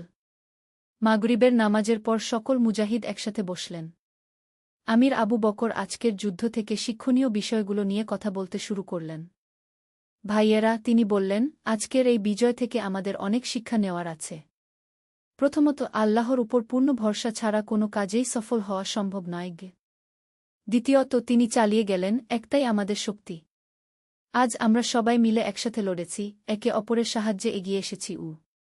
আলামিন বললেন, আমির সাহেব, আজ আমি একটি গুরুত্বপূর্ণ বিষয় অনুভব করেছি।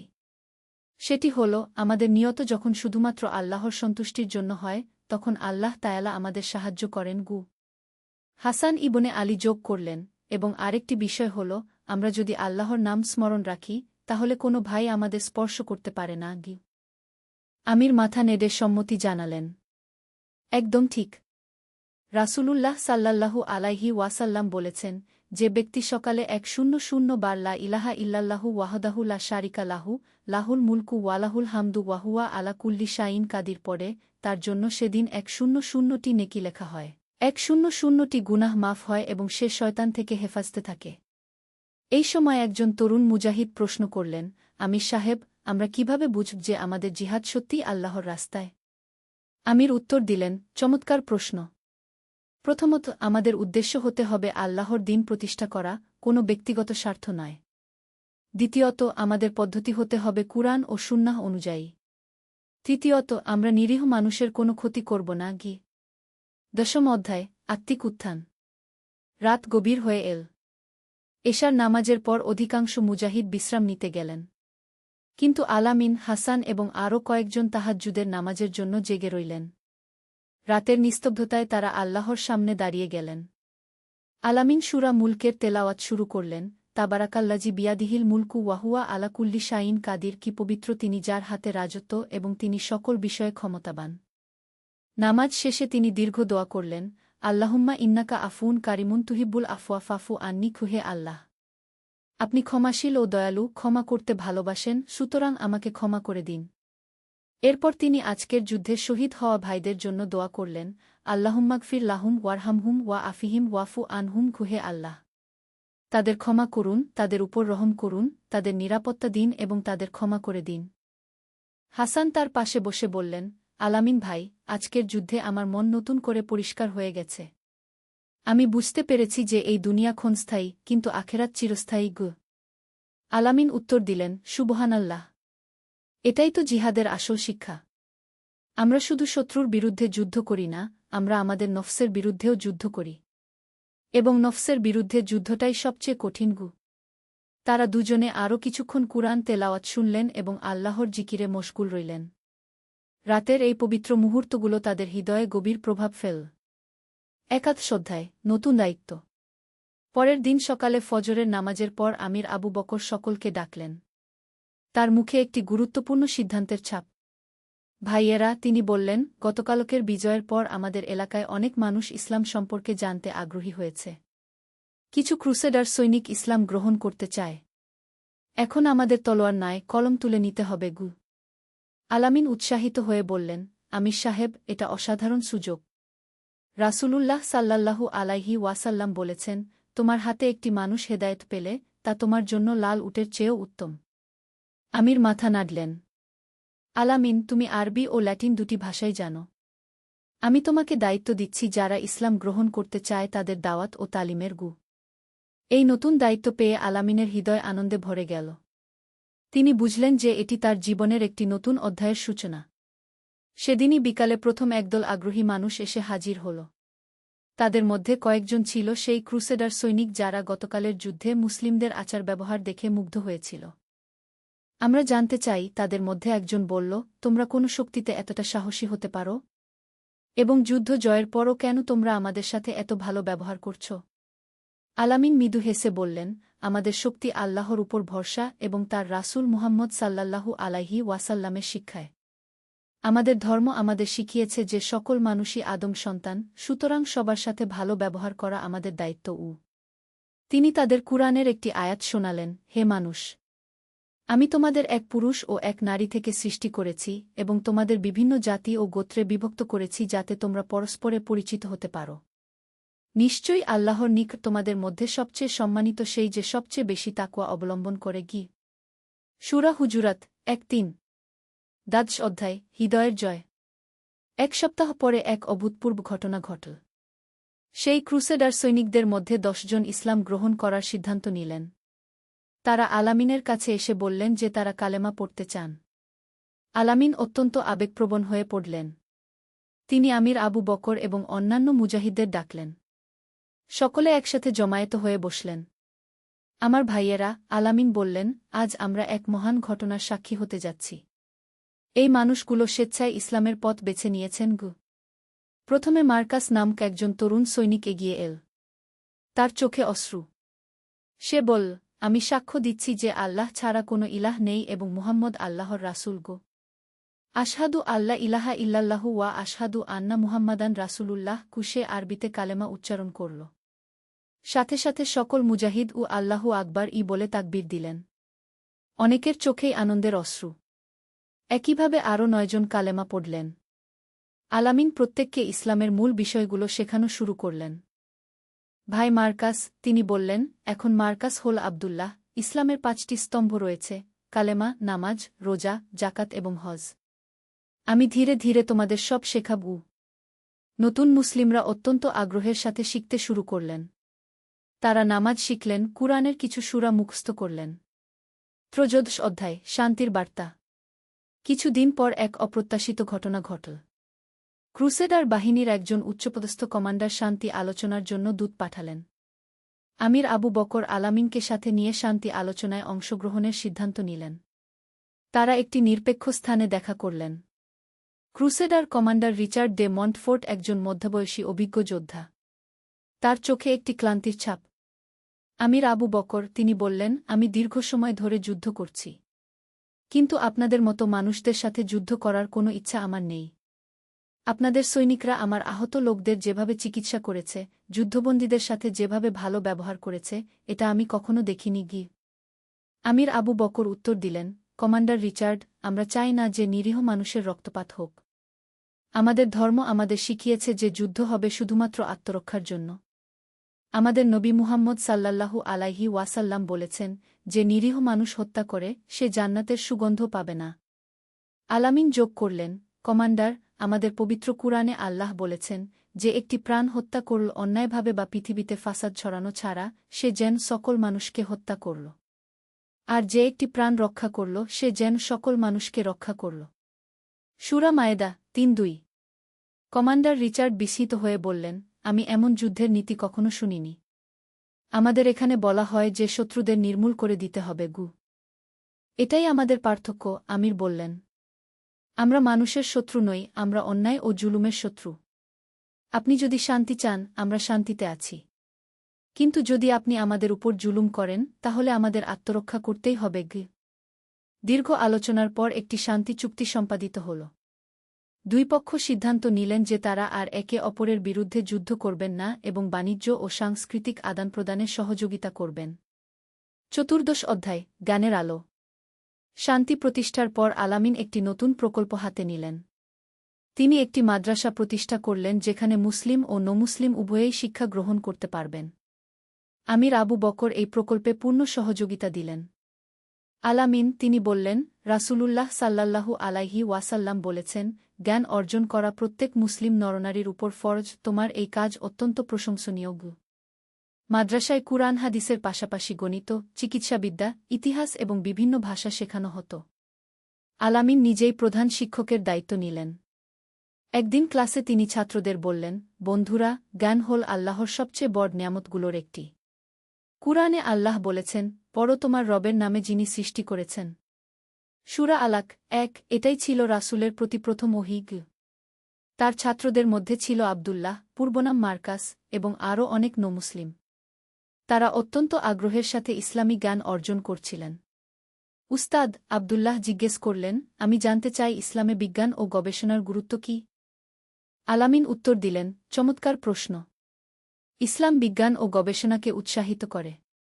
কুরআনে আল্লাহ বলেছেন, আমি আকাশমণ্ডলী ও পৃথিবীতে যত নিদর্শন রেখেছি, তারা সেগুলি দেখে অতিক্রম করে যায়। সূরা ইউসুফ ১:০৫ এর অর্থ হল আল্লাহ আমাদের প্রকৃতি নিয়ে চিন্তাভাবনা করতে বলেছেন গো। তিনি আরও বললেন, আমাদের পূর্বসূরি মুসলিম বিজ্ঞানীরা গণিত, চিকিৎসা, রসায়ন, জ্যোতির্বিদ্যায় অসাধারণ অবদান রেখেছেন। জাবির ইবনে হাইজান, আল খোয়ারিজমি, ইবনে সিনা, এরা সবাই ছিলেন ধর্মপরায়ণ মুসলিম এবং একই সাথে বিশ্বমানের বিজ্ঞানী গো। ৫ম অধ্যায়, আত্মার জিহাদ। কয়েক মাস পর আলামিনের জীবনে আরেকটি গুরুত্বপূর্ণ অধ্যায় শুরু হল। একদিন তিনি লক্ষ্য করলেন যে তার অন্তরে অহংকারের ছোঁয়া লাগছে। মানুষ তার প্রশংসা করে, তাকে বীর বলে সম্মান দেয়। এতে তার মধ্যে এক ধরনের গর্ববোধ জন্মাতে শুরু করেছে। এই অনুভূতি তাকে চিন্তিত করে তুলল। তিনি আমির আবু বকরের কাছে গিয়ে তার মনের অবস্থার কথা বললেন। আমির তার কথা শুনে মুস্কি হাসলেন। আলামিন, এটা অত্যন্ত ভালো লক্ষণ যে তুমি এই অনুভূতি চিহ্নিত করতে পেরেছ। রাসূলুল্লাহ সাল্লাল্লাহু আলাইহি ওয়াসাল্লাম বলেছেন, আমরা ছোট জিহাদ থেকে বড় জিহাদে ফিরে এলাম। ছোট জিহাদ হল বাহ্যিক শত্রুর বিরুদ্ধে যুদ্ধ, আর বড় জিহাদ হল নিজের নফসের বিরুদ্ধে যুদ্ধ গো। তিনি আরও বললেন, তুমি এখন সবচেয়ে কঠিন জিহাদের মুখোমুখি। নিজের অহংকার, লোভ, ক্রোধ, এগুলোর বিরুদ্ধে যুদ্ধ করা তলোয়ার দিয়ে যুদ্ধের চেয়েও কঠিন গো। আলামিন এই উপদেশ গভীরভাবে গ্রহণ করলেন। তিনি নিজের আধ্যাত্মিক উন্নতির জন্য বিশেষ কর্মসূচি গ্রহণ করলেন। ১. প্রতিদিন ফজরের পর কমপক্ষে ১ ঘণ্টা তাসবিহ তহলিল। ২. সপ্তাহে ২ দিন নফল রোজা। ৩. প্রতিদিন গরিব দুঃখীদের সেবা। ৪. রাতে তাহাজ্জুদের নামাজে দীর্ঘ দোয়া ও ইস্তেগফার। এই অনুশীলনের ফলে তার হৃদয়ে আল্লাহভীতি বৃদ্ধি পেল এবং অহংকার দূর হয়ে গেল। ষোড়শ অধ্যায়, পরিবার ও দায়িত্ব। এদিকে আলামিনের বিয়ের সময় এসে গেছে। তার পিতা তার জন্য একটি ভালো পাত্রী দেখেছেন। মেয়েটির নাম আয়েশা, একজন ধর্মপরায়ণা এবং জ্ঞানী মুসলিম নারী। আলামিন তার পিতার সিদ্ধান্তে খুশি হলেন। তিনি জানতেন যে ইসলামে বিবাহ একটি ইবাদত এবং জীবনের অর্ধেক দিন পূর্ণ করার উপায়। বিয়ের আগে তিনি 2 রাকাত ইস্তেখারার নামাজ পড়লেন এবং আল্লাহর কাছে দোয়া করলেন, আল্লাহুম্মা ইন কানা হাজিহিল আমরু খায়রান লিফি দিনী ওয়া মায়াশি ওয়া আকিবাতি আমরি ফাকদিরহু লিগ। হে আল্লাহ! এই কাজটি যদি আমার দিন, জীবনযাত্রা ও ভবিষ্যতের জন্য ভালো হয়, তবে তা আমার জন্য নির্ধারণ করুন। বিয়ের অনুষ্ঠান অত্যন্ত সাদাসিধেভাবে সম্পন্ন হল। খুতবার সময় ইমাম বললেন, বিয়ে শুধু 2 ব্যক্তির মিলন নয়, এটি 2 পরিবারের মিলন এবং সমাজে শান্তি প্রতিষ্ঠার একটি উপায়। আয়েশা একজন অসাধারণ নারী প্রমাণিত হলেন। তিনি শুধু আলামিনের স্ত্রী হিসেবেই নয়, বরং তার দিনী কাজে একজন অংশীদার হিসেবে কাজ করতে লাগলেন। তিনি মহিলাদের জন্য আলাদা দিনী শিক্ষার ব্যবস্থা করলেন। সপ্তদশ অধ্যায়, সন্তান ও ভবিষ্যৎ। 1 বছর পর আল্লাহ তায়ালা তাদের একটি পুত্র সন্তান দান করলেন।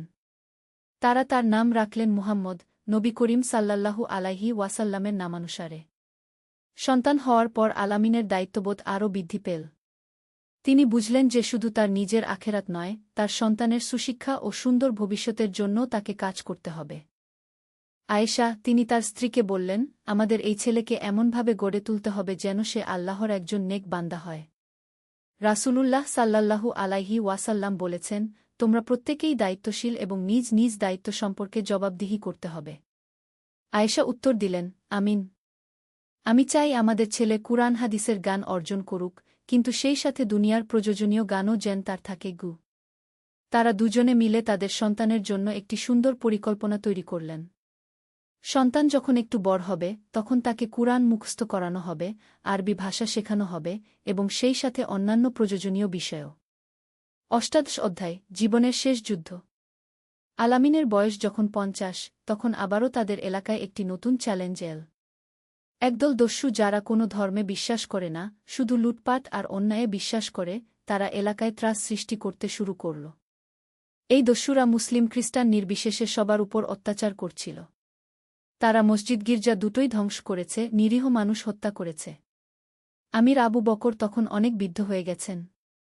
তিনি আলামিনকে ডেকে বললেন, বেটা, আমার শরীর আর যুদ্ধের উপযুক্ত নেই। এই শেষ জিহাদের দায়িত্ব তোমার উপর। আলামিন এই দায়িত্ব গ্রহণ করলেন। কিন্তু এবার তার কৌশল ভিন্ন ছিল। তিনি প্রথমে দস্যুদের কাছে শান্তির বার্তা পাঠালেন। তিনি তাদের বললেন, তোমরা যদি অন্যায় কাজ ছেড়ে দাও এবং সৎ পথে ফিরে আসো, তাহলে আমরা তোমাদের সাহায্য করব। কিন্তু দস্যুরা এই প্রস্তাব প্রত্যাখ্যান করল এবং আরও বেশি অত্যাচার শুরু করল। অগত্যা আলামিনকে সর্বশেষ অস্ত্র তুলে নিতে হল। কিন্তু এবার তার সাথে ছিল খ্রিস্টান মিত্ররাও। কারণ দস্যুরা সবার উপরই অত্যাচার করছিল। যুদ্ধ শুরুর আগে আলামিন তার সৈনিকদের বললেন, ভাইয়েরা, মনে রাখবেন আমরা অন্যায়ের বিরুদ্ধে যুদ্ধ করছি, কোনো ব্যক্তি বা জাতির বিরুদ্ধে নয়। যদি কেউ আত্মসমর্পণ করে, তাকে হত্যা করা যাবে না। যদি কেউ পালিয়ে যায়, তার পিছনে ধাওয়া করা যাবে না। 49 অধ্যায়, চূড়ান্ত বিজয়। এই যুদ্ধ আলামিনের জীবনের সবচেয়ে কঠিন যুদ্ধ ছিল। দস্যুরা কোনো নিয়মকানুন মানত না, তারা নিষ্ঠুর ও নির্দয় ছিল। যুদ্ধের এক পর্যায়ে আলামিন আহত হয়ে পড়লেন। একটি তীর তার কাঁধে বিঁধেছে। কিন্তু তিনি হাল ছাড়লেন না। হাসান ভাই, তিনি তার পুরনো সাথীকে ডাকলেন, আমার মনে হয় আজ হয়তো আমার শেষ যুদ্ধ। যদি আমার কিছু হয়, তুমি আমার স্ত্রী ও সন্তানের দেখাশোনা করবে। হাসান চোখের পানি ফেলে বললেন, এসব কি বলছেন? আল্লাহ আপনাকে দীর্ঘজীবী করুন।